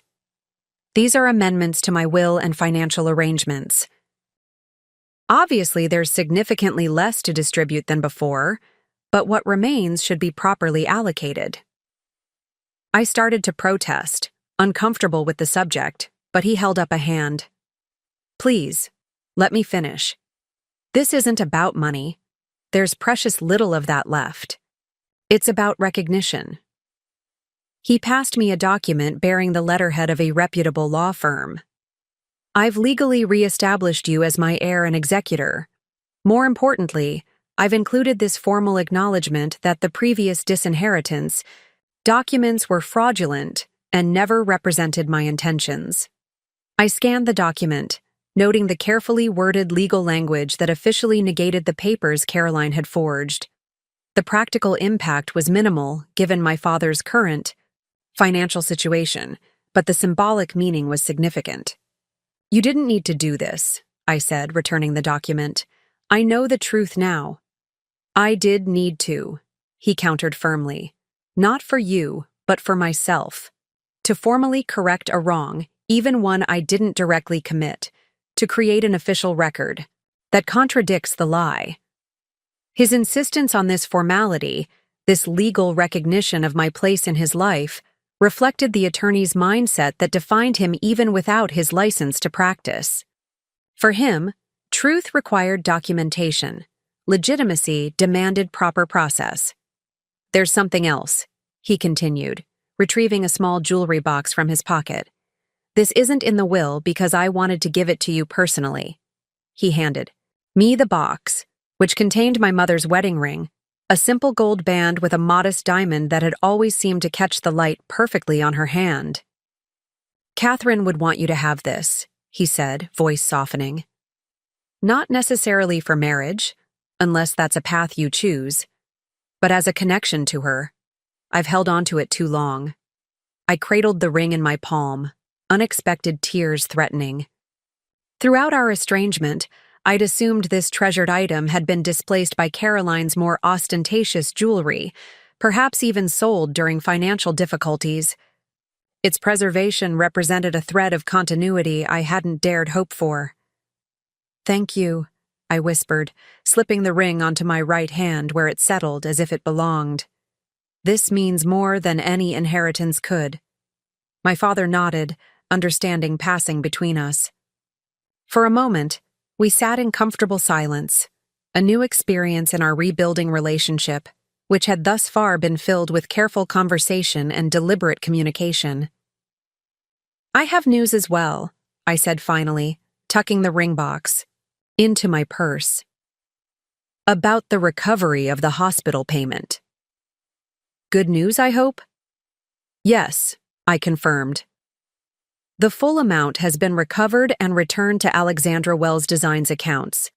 The hospital's fraud investigation was remarkably effective, especially after they discovered Caroline had attempted similar schemes at 2 other medical facilities." Relief crossed my father's face. "I'm glad. That money represents your hard work, your company's future. It should never have been jeopardized by my situation." "The company would have survived regardless," I assured him. "We ran projections for worst-case scenarios, but the recovery does allow us to proceed with our expansion plans." "The second office location you mentioned?" I nodded, pleased that he had remembered this detail from our previous conversations. "We're finalizing the lease next week. It will allow us to serve clients in the western neighborhoods more effectively and hire 3 additional designers." "Impressive growth," my father observed, genuine admiration in his voice. "How many employees will that bring your total to?" 32, I replied, unable to keep pride from my voice. "Plus our regular contractors. All built in 5 years," he marveled, "from that first client in your apartment." The acknowledgement of my journey, the precise recognition of where I had started and how far I had come, felt like a balm on an old wound. My father had never asked about those early days before, had never shown interest in understanding the path I had forged without his support. It wasn't easy, I admitted, especially at the beginning. There were months when I wasn't sure I could make rent, when I took design jobs that barely covered expenses because I needed the portfolio pieces. "Yet you persisted," he noted, "when many would have given up and sought safer employment." "I was too stubborn to quit," I said with a small smile. "A family trait, apparently." He chuckled, acknowledging the gentle teasing. "Indeed, though I hope you've directed that stubborn streak more wisely than I directed mine." "I've tried," I replied, learning from both positive and negative examples. A comfortable pause followed, broken when my father asked, "Have you made a decision about the Horizon position? The creative director role you mentioned?" "I turned it down yesterday," I revealed, "after a lot of consideration." "May I ask why?" It seemed like a prestigious opportunity. 5 years ago, such a question would have felt like the prelude to criticism. Today, it registered as genuine curiosity, interest without judgment. It was prestigious, I acknowledged, and financially secure. But it would have changed the fundamental nature of what I've built. Alexandra Wells Design exists to provide independent creative solutions. Becoming a subsidiary of a larger corporation would have compromised that vision. My father nodded thoughtfully. "You chose autonomy over security." "I chose the path that aligned with my values," I clarified, "just as I've always tried to do, even when others didn't understand or approve." The gentle reminder of our fundamental disagreement hung between us, not as accusation but as context. The recognition that our conflict had centered on precisely this principle: my right to choose my own path according to my own values. "A wise decision," my father said after a moment. "Alignment with core values provides a different kind of security, one I failed to recognize or respect in your choices." The explicit acknowledgement, so different from the dismissiveness of 5 years ago, marked how far we had come in just 1 month of cautious rebuilding. As our visit continued, conversation flowed more naturally, touching on current events, books we'd read recently, and plans for the coming months. I found myself relaxing into this new dynamic, where my professional judgment was treated with respect and my personal choices with curiosity rather than criticism. When I finally prepared to leave, my father walked me to the door, pausing before opening it. "I've been thinking about what you said at the hospital," he ventured. "About Mom being disappointed in how we handled the past 5 years." I nodded, remembering the conversation. "She would have been," he continued, "but I think she would be proud of how we're handling the next 5 years, starting now." The observation carried with it a forward-looking optimism I hadn't expected.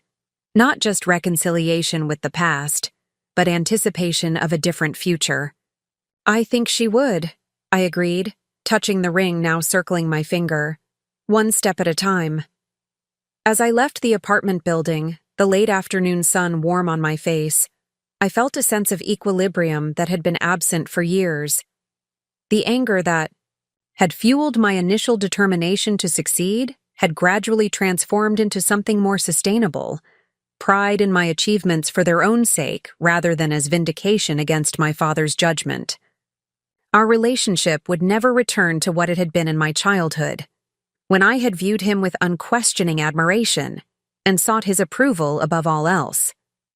That dynamic had been irrevocably altered, but perhaps we were building something healthier in its place, a relationship between adults who recognized each other's flaws and strengths, who could disagree without rejection, who could support without controlling.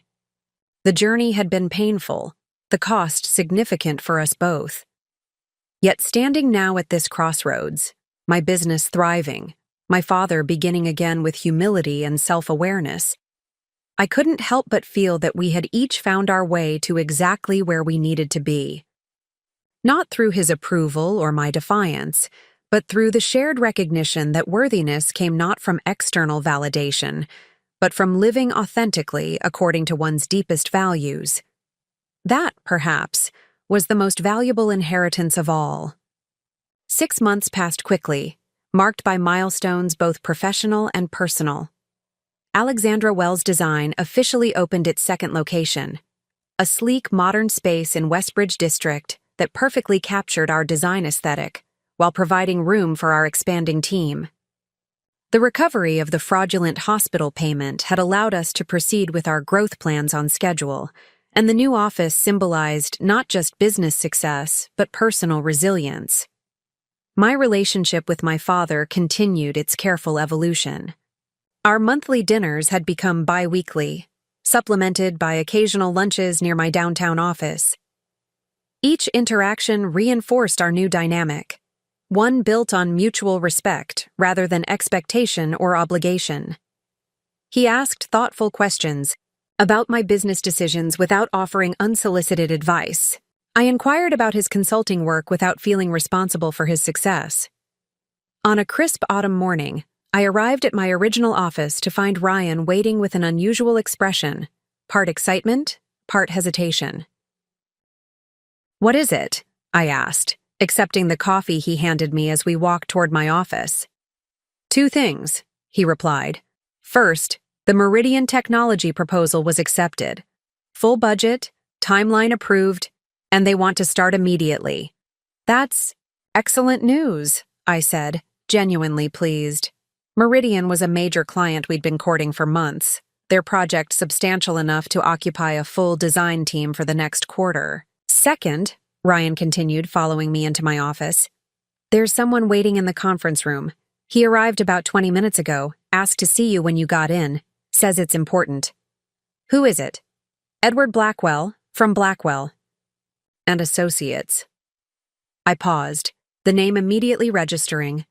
The law firm that had supposedly sent the fraudulent disinheritance papers, the firm my father had left years before. "Did he say what this is regarding?" Ryan shook his head. "Just that it concerns both you and your father, and it's urgent but not alarming." I checked my watch. My first scheduled meeting wasn't for another hour, giving me time to address this unexpected visitor. "I'll see him now," I decided. "And Ryan, would you call my father and ask if he can join us? If this involves both of us, he should be here." As Ryan left to make the call, I took a moment to collect my thoughts. Edward Blackwell had been my father's law partner for over 15 years, before their professional relationship ended. I'd met him a handful of times as a child and teenager, finding him cordial but distant, the kind of person who interacted with children as miniature adults rather than unique beings. What could he possibly want that involved both me and my father? I straightened my blazer and headed to the conference room, professional mask firmly in place. Edward Blackwell had aged since I'd last seen him, his once dark hair now completely silver, his tall frame slightly stooped.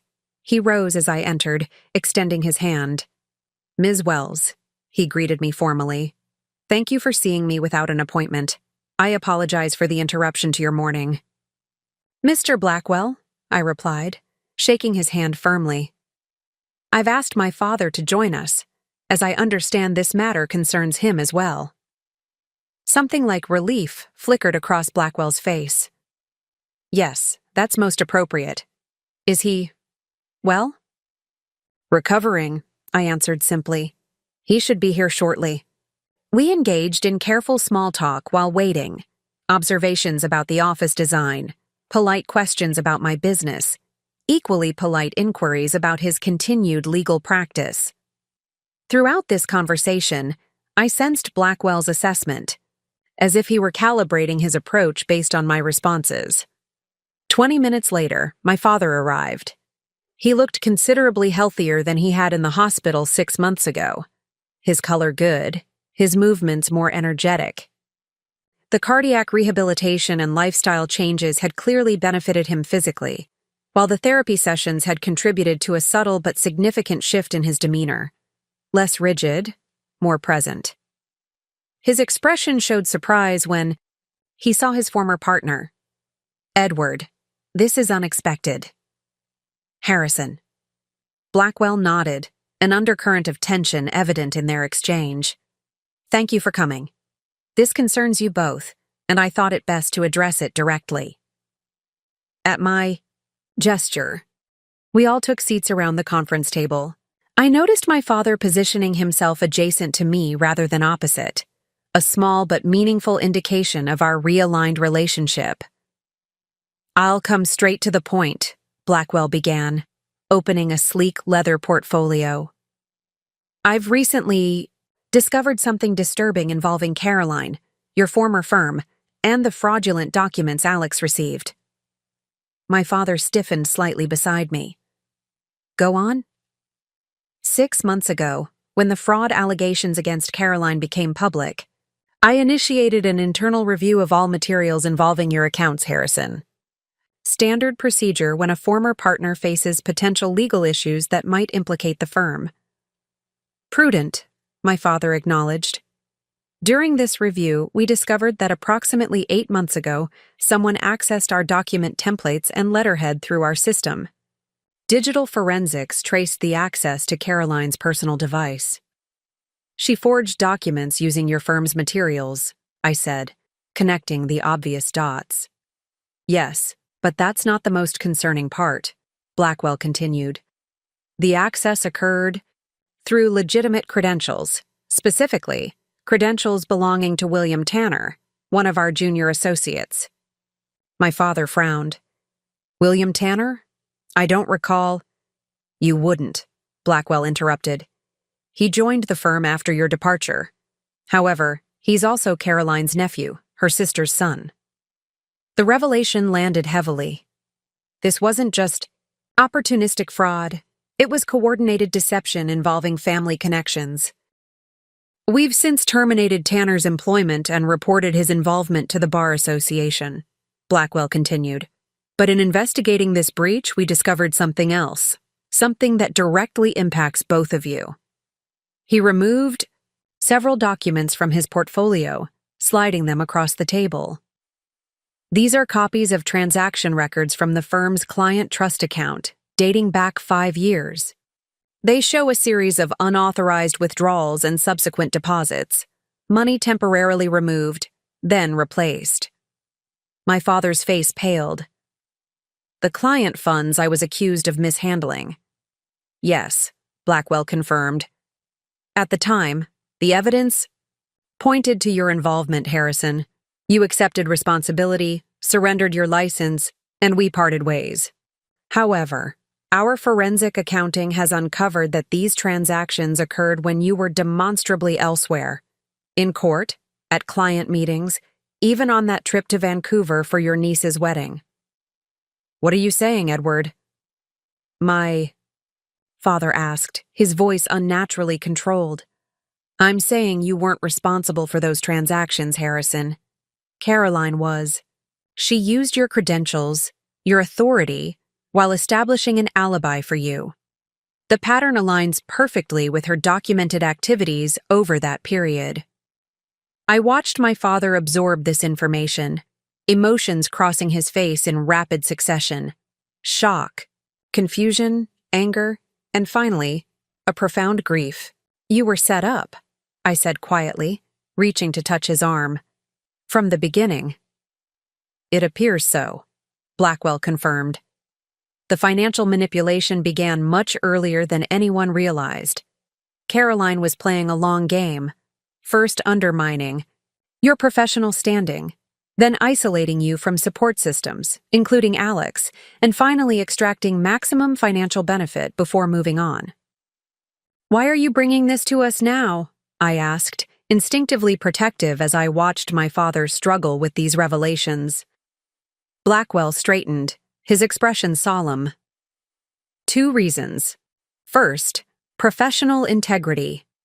As Harrison's former partner, I owe him the truth about what happened under our firm's roof. Second, practical considerations. He produced another document. This is a formal statement from Blackwell and Associates acknowledging that Harrison Wells was not responsible for the misappropriation of client funds. We've submitted this to the State Bar Association with a recommendation for reconsideration of his case. My father looked up sharply. You're suggesting I could get my license back? It's possible, Blackwell replied cautiously. Not certain. The bar will conduct its own investigation, and there's the matter of your voluntary surrender. But this evidence significantly changes the narrative. For a moment, no one spoke.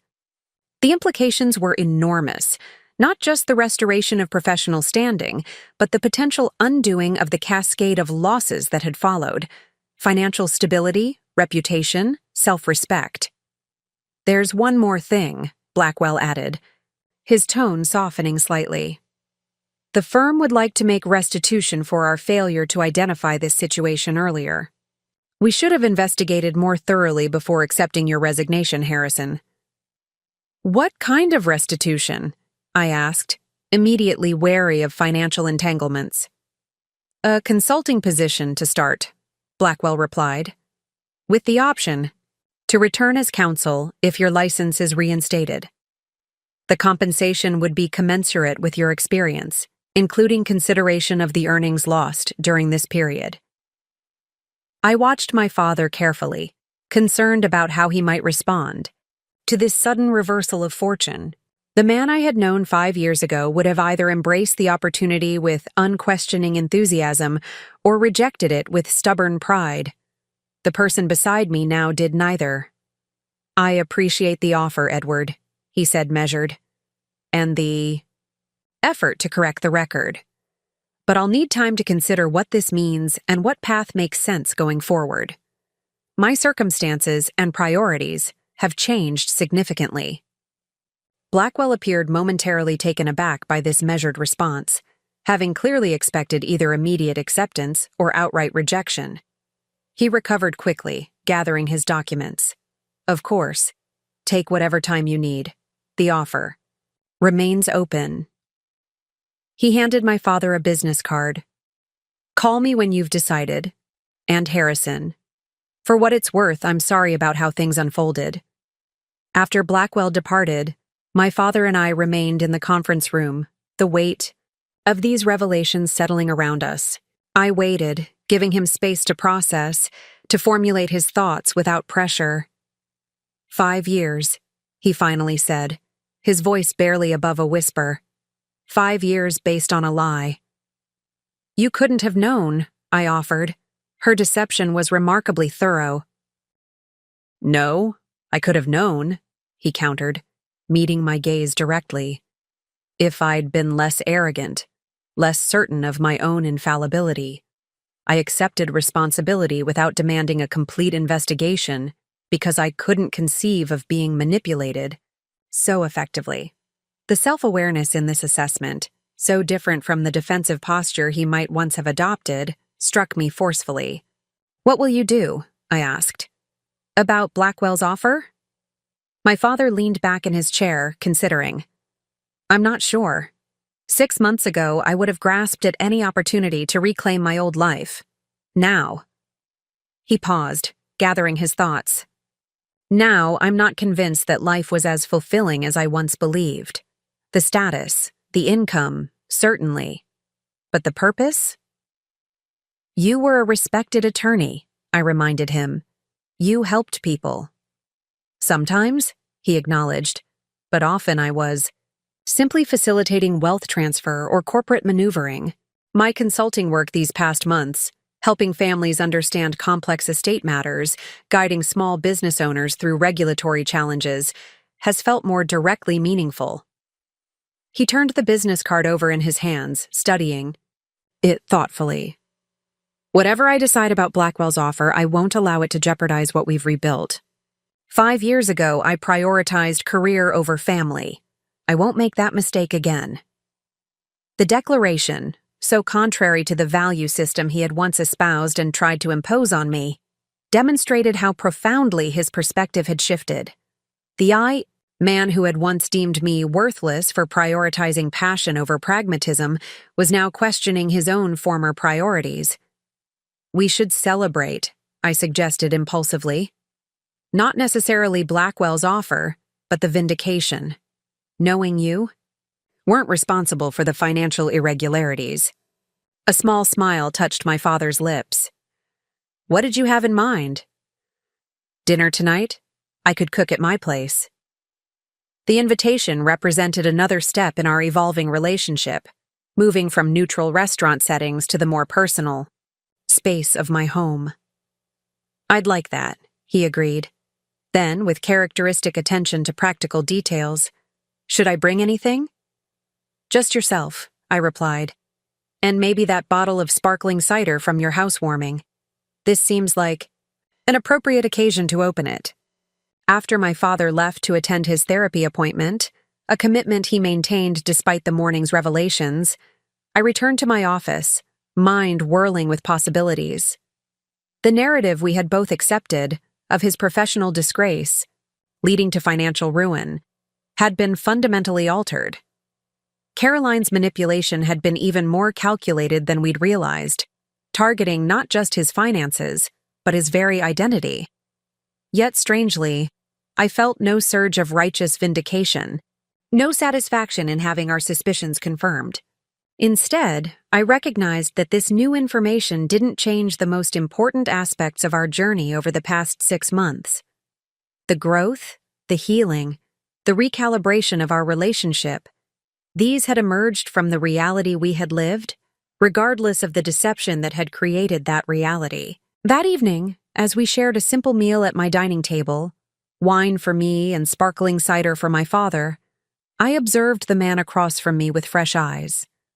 Hardship had tempered him, stripping away layers of certainty and pride to reveal something more authentic beneath. Whatever decision he made about returning to law practice, he would make it from this more grounded perspective. "I've been thinking," he said, setting down his glass, "about what to do with this unexpected opportunity." "And?" I prompted when he hesitated. "I'm considering a hybrid approach, accepting Blackwell's consulting position part-time, maintaining my independent practice for the community work that's become meaningful to me, and pursuing license reinstatement without rushing back into full practice." "That sounds thoughtful," I observed. "Balanced. A concept I'm still learning," he acknowledged with a self-deprecating smile. "Along with accepting that life rarely offers clear villains and heroes. Caroline's deception was inexcusable, but my own rigidity and arrogance created fertile ground for it to flourish. As did my stubborn refusal to consider your perspective on my career choices," I added, recognizing my own contribution to our estrangement. We both have growth opportunities. My father raised his glass in a small toast. To growth opportunities, then, and to second chances, professional and personal, that neither of us anticipated 6 months ago. As we clinked glasses, I felt the weight of my mother's ring on my right hand, its gold warmed by my skin. The simple band had witnessed our family's journey, love, loss, estrangement, and now cautious rebuilding. What would Mom think of all this? I wondered aloud, something I'd never have asked during our estrangement. My father considered the question seriously. Catherine had an extraordinary ability to see silver linings without denying storm clouds. I think she would acknowledge the pain of these years while celebrating where they've ultimately led us. Which is where, exactly? I asked, genuinely curious about his perception. To a place of greater authenticity, he replied without hesitation. You, building a business aligned with your values rather than others' expectations. Me, recognizing that status and control are poor substitutes for connection and purpose. Both of us, learning to relate as the adults we actually are, not the roles we once played. The thoughtfulness of his response, so different from the prescriptive certainty that had once characterized his communication, reinforced how far we had come. As the evening continued, our conversation ranged widely, from business challenges to consulting opportunities, from memories of my mother to cautious plans for the coming holidays. Throughout, I was struck by the ease developing between us. Not the unquestioning closeness of our pre-estrangement relationship, but something potentially more durable because it acknowledged our differences rather than suppressing them. When my father finally prepared to leave, he paused at the door, an uncharacteristic hesitation in his manner. Alexandra, he began, using my full name with deliberate significance. Regardless of what happens with the legal reinstatement or Blackwell's offer, I want you to know something. The greatest recovery of these past months hasn't been professional or financial. It's been reconnecting with you. Seeing the remarkable woman you've become, not despite my absence, but perhaps partly because of it. The acknowledgement, delivered, without expectation of response or absolution, touched me deeply. For years, I had measured my success partly as vindication against his judgment. Now, we were both recognizing that my independence had been necessary for my authentic development, just as his losses had forced growth he might otherwise have avoided. "Good night, Dad," I replied simply, using the familiar term I had carefully avoided during our initial reconnection. His smile, warm, genuine, untinged by the criticism or expectation I had once constantly perceived, confirmed what I already knew. We were building something new, not recovering something lost. And perhaps that was the most valuable outcome of all from Caroline's devastating deception. As I closed the door behind him, I felt a sense of alignment I had rarely experienced. My professional success, my personal growth, and my family relationships all moving in coherent, authentic directions. Not because everything was perfect, or all wounds fully healed, but because the foundation now rested on truth rather than illusion, on mutual respect rather than power dynamics. The father who had once deemed me worthless had discovered my value through his own loss. And I, who had once defined myself in opposition to his judgment, had found the confidence to engage with him as an equal, neither seeking his approval nor rejecting his perspective outright. Some inheritances, it seemed, emerged only when everything else was stripped away. And sometimes what appeared to be catastrophic loss created space for more meaningful gain. If one had the courage to rebuild with intention, rather than simply attempting to recover what was lost. With this understanding settled comfortably within me, I returned to my home office to review design proposals for the following day's client meetings, gratified by the knowledge that my professional success now stood entirely on its own merits, neither diminished by my father's criticism, nor defined by vindication against it. Whatever challenges the future held, for my business, for my father's potential return to legal practice, for our continuing familial rebuilding, I would face them from this place of hard-won authenticity. Not as the worthless daughter seeking validation, nor as the rebellious entrepreneur proving a point, but simply as Alexandra Wells, businesswoman, daughter, and architect of her own destiny. 1 year after my father's hospital stay, Alexandra Wells Design had become a regional powerhouse in brand strategy. Our client roster had expanded to include 3 Fortune 500 companies.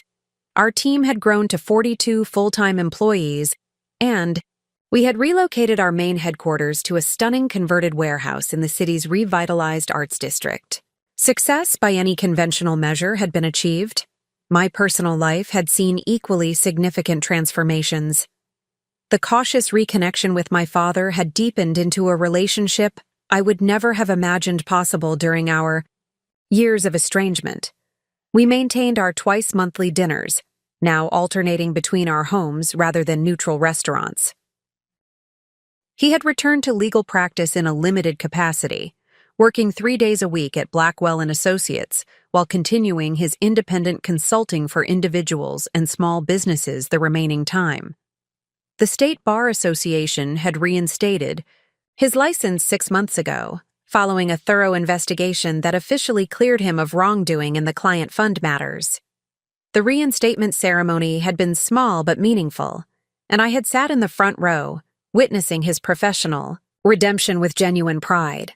On a Wednesday morning in late spring, I arrived at the office to find Ryan waiting with our daily briefing notes and his characteristic efficiency. 2 unexpected developments, he announced as we walked toward my office. First, the Westmark Foundation called. They want to discuss sponsoring a design scholarship program with us as the administrative partner. That's excellent, I replied, genuinely pleased. I had been exploring ways to formalize our company's commitment to developing young design talent, particularly from underrepresented communities. External funding would accelerate those plans considerably. Second, Ryan continued, Time Business Quarterly wants to interview you for their Women Redefining Success issue. The focus would be on building a values-driven enterprise rather than simply chasing profit margins. I paused at my office door, surprised by this opportunity. TBQ was a prestigious publication with significant reach among business leaders and entrepreneurs. Their features typically highlighted established executives from major corporations, not founders of mid-sized creative agencies. Did they explain why they selected me? I asked. Ryan handed me a printed email. According to their editor, they're particularly interested in your journey from rejection to recognition, building something meaningful despite initial setbacks. I smiled at the diplomatic phrasing. You mean being disowned by my father and then rescuing him from a fraudulent medical scheme? Their research department is apparently quite thorough, Ryan acknowledged with a small smile. They're framing it as a comeback story with broader applications for entrepreneurs facing personal and professional obstacles. I considered the opportunity thoughtfully. For years, I had focused exclusively on building my business, deliberately keeping my personal story separate from my professional brand. This interview would inevitably blend those boundaries, making public a journey I had largely kept private. I'll think about it, I decided. Schedule a call with their editor tomorrow so I can understand their angle more clearly. The day proceeded with its usual rhythm of client calls, design reviews, and strategy sessions. Around noon, I received a text from my father. Free for lunch? Need your perspective on something important. We met at Riverfront Park, a peaceful green space midway between our respective offices. My father arrived carrying a small cooler containing sandwiches from the deli we both favored, along with sparkling water and fresh fruit, a far cry from the heavy restaurant meals that had once been his preference. This is a nice surprise, I commented as we settled on a bench overlooking the water. though I sense there's more than lunch on the agenda. My father smiled, the expression now coming more naturally to him than it had a year ago. You always could read situations accurately. Yes, I wanted to discuss something with you before making a decision. He handed me a sandwich and took one for himself. Blackwell has offered me full partnership again. That's significant, I observed, understanding immediately why he'd wanted to discuss this in person.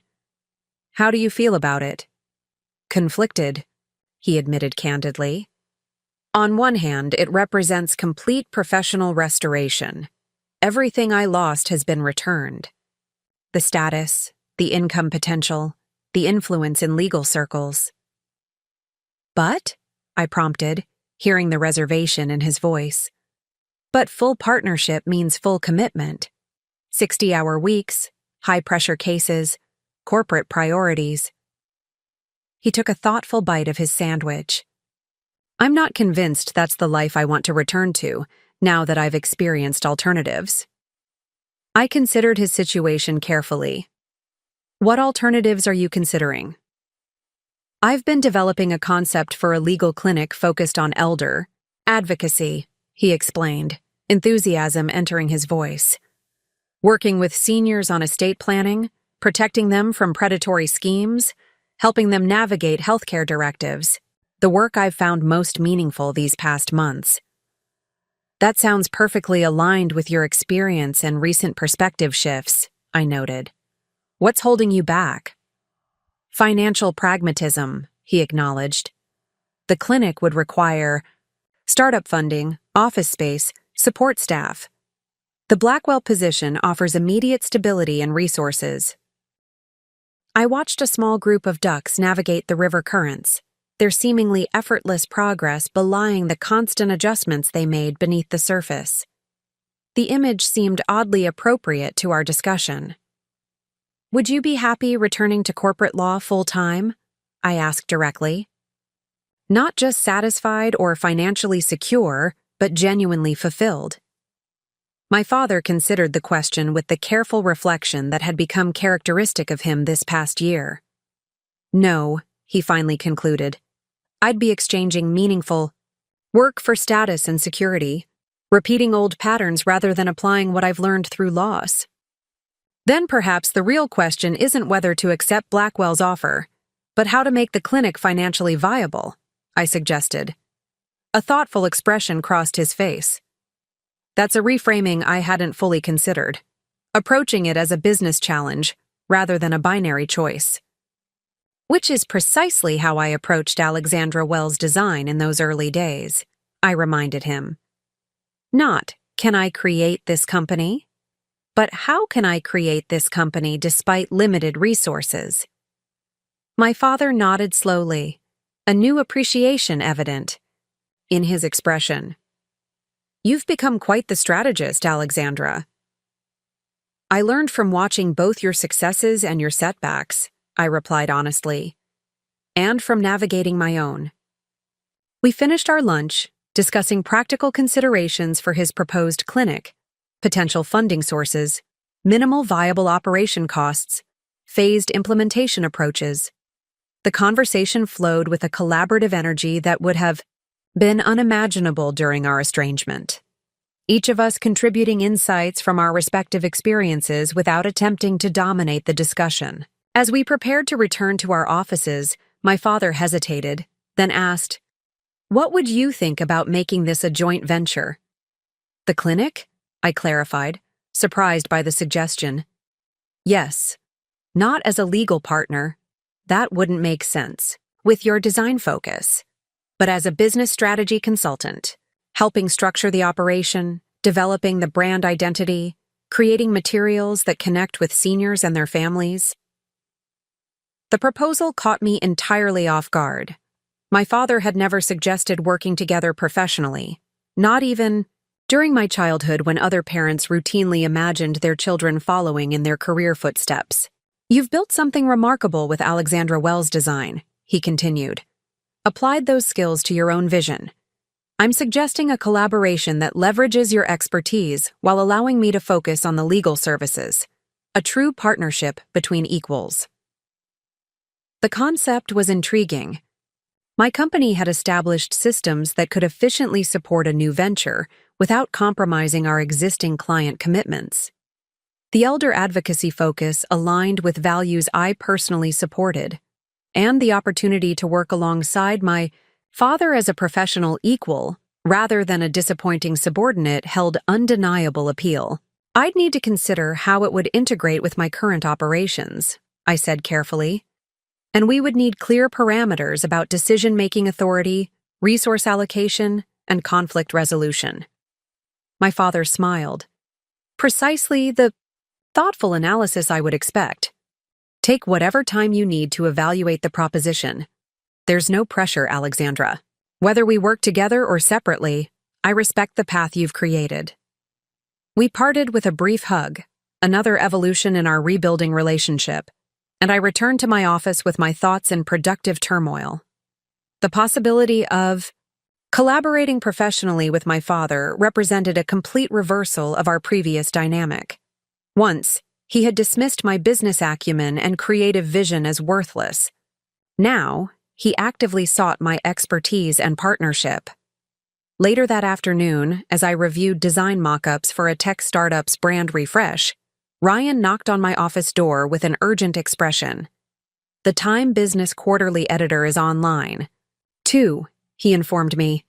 I know your call was scheduled for tomorrow, but she's particularly eager to discuss the feature today if possible. I considered declining, but found myself curious about the publication's specific interest in my story. I'll take it. And Ryan?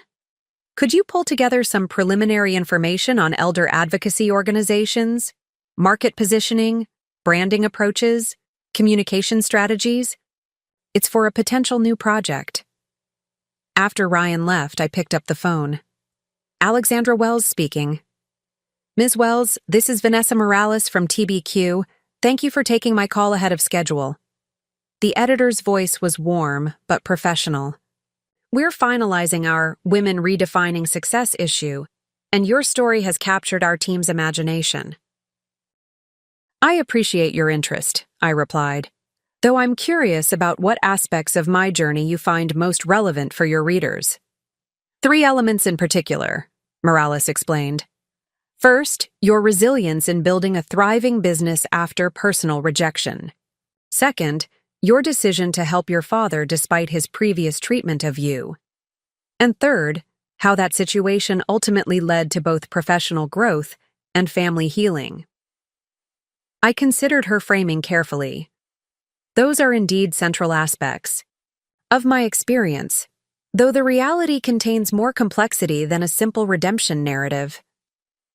That complexity is precisely what makes your story valuable, Morales countered. Success narratives often present simplified trajectories. Visionary has idea, overcomes obvious obstacle, achieves predetermined goal. Your journey demonstrates that authentic success often emerges from navigating messy, painful situations without clear roadmaps. Her perspective resonated unexpectedly. Throughout my business development, I had focused primarily on forward momentum, rarely pausing to recognize how the painful catalyst of my father's rejection had ultimately fostered greater self-reliance and clearer value alignment. There's another aspect of your story that particularly interests us, Morales continued. The evolution of your definition of success itself. From seeking external validation to creating impact on your own terms. You've done thorough research, I observed, impressed by her insight. We take our profiles seriously, she confirmed, which is why we're offering not just an interview but a cover feature. Your story embodies the fundamental shift happening in how success is measured, from purely financial metrics to more holistic assessments of purpose, impact, and personal fulfillment. The offer was significant. Cover features in TBQ typically generated substantial business interest and opened doors to speaking engagements, board positions, and expanded client opportunities. From a purely strategic perspective, accepting made obvious sense for Alexandra Wells Design's continued growth. Yet my hesitation stemmed not from business considerations, but personal ones. Sharing my journey publicly would mean exposing vulnerabilities I had carefully protected, acknowledging pain I had channeled into determination, and revealing the reconciliation that remained a private, precious development. I'll need to discuss this with my father before making a decision, I told Morales. Given the personal nature of the story, his perspective matters to me. Of course, she replied. Family consideration reflects exactly the values-based approach we're highlighting. Just let us know by Friday if possible, as we're finalizing our production schedule. After ending the call, I sat quietly for several moments, contemplating how completely my priorities had evolved. 5 years ago, my father's opinion had been simultaneously all-important and deeply resented, a contradiction that had fueled both my drive to succeed and my emotional turmoil. Now, consulting him represented neither dependence nor defiance, but simple respect for his role in a shared narrative. I texted him, "Need to discuss another opportunity. Dinner at my place tonight." His reply came quickly. "I'll bring dessert. 7 p.m. works." That evening, as we sat in my dining room sharing a meal I had prepared between client calls, I explained the TBQ opportunity and my mixed feelings about making our journey public. This could significantly elevate Alexandra Wells' Design's profile, my father noted. From a business perspective, it seems advantageous. Yes, I agreed. But it would also mean sharing personal details about our estrangement and reconciliation. I wanted to ensure you're comfortable with that level of transparency. My father considered this thoughtfully. The deliberation that had once manifested as rigid judgment, now expressing itself as careful reflection. There was a time when I would have rejected such public acknowledgement of failure or vulnerability, he admitted.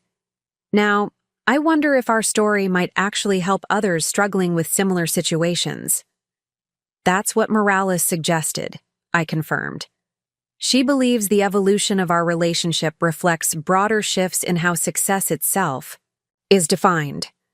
And how do you define success now, Alexandra? My father asked, genuine curiosity in his voice. After everything you've built and everything we've experienced? The question deserved careful consideration. I thought about the company I had created from nothing, the team that had grown around my vision, the clients whose businesses had thrived through our collaborative work. I thought about the financial security I had achieved, the professional recognition I had earned, the creative fulfillment I experienced daily. But I also thought about the more intangible developments, the relationships restored, the authenticity discovered, the alignment between external achievement and internal values. I define success as creation rather than reaction, I finally answered. Building something meaningful that reflects my true values, rather than simply proving others wrong or meeting external expectations. It's about impact, purpose, and integrity, not just achievement. My father nodded slowly. A wisdom I wish I had understood decades earlier. Perhaps sharing our story might help others find that understanding without requiring the same painful path. Then you're comfortable with the interview? More than comfortable, he affirmed. I'm proud of the journey you've navigated and honored to be part of its current chapter, despite my role in its painful beginning. The world could benefit from your perspective, Alexandra. His endorsement, offered without condition or attempt to control the narrative, confirmed how profoundly our relationship had transformed. What once would have been an opportunity for him to reassert authority had become an occasion for genuine support. There's something else, I added, transitioning to the subject that had occupied my thoughts since lunch. I've been considering your proposal about the legal clinic collaboration. And, he prompted, his expression carefully neutral, allowing me space to reach my own conclusion without pressure. I'd like to explore it further, I said. Not as a personal favor, but as a strategic opportunity that aligns with my company's capabilities and my personal values. If we establish clear parameters and responsibilities, I believe we could create something meaningful together. The smile that spread across my father's face contained equal parts satisfaction and wonder, the expression of someone receiving an unexpected gift they hadn't dared hope for. "I never imagined we would reach this point," he admitted. "Working together as equals, each bringing distinct strengths to a shared vision." "Neither did I acknowledged. "But perhaps that's the most valuable lesson from everything we've experienced, that growth often takes us to places we couldn't initially envision, opening possibilities we never considered." As we continued our dinner, discussing practical aspects of both the TBQ interview and the clinic collaboration, I felt a deep sense of alignment that transcended simple happiness or success. The path that had begun with devastating rejection had led through determined independence to this unexpected integration. Professional achievement complemented by personal reconciliation, each made richer by the other's presence. The father who had once deemed me worthless now valued not only my personal qualities, but my professional capabilities. And I, who had once defined myself primarily in opposition to his judgment, now engaged with him from a place of secure self-knowledge, neither seeking his approval nor rejecting his perspective outright. Whatever challenges lay ahead, in business growth, in our collaborative venture, in the continuing evolution of our relationship, we would face them not as adversaries or even as separate individuals, but as partners who had earned mutual respect through the difficult, beautiful work of transformation. And that, perhaps, was the most motivational aspect of our journey. The recognition that no relationship is irredeemably broken when both parties commit to authentic growth, and no setback is permanently defeating when viewed as an opportunity for redirection rather than merely as loss. Up next, you've got 2 more standout stories right on your screen. If this one hit the mark, you won't want to pass these up. Just click and check them out. And don't forget to subscribe and turn on the notification bell so you don't miss any upload from us.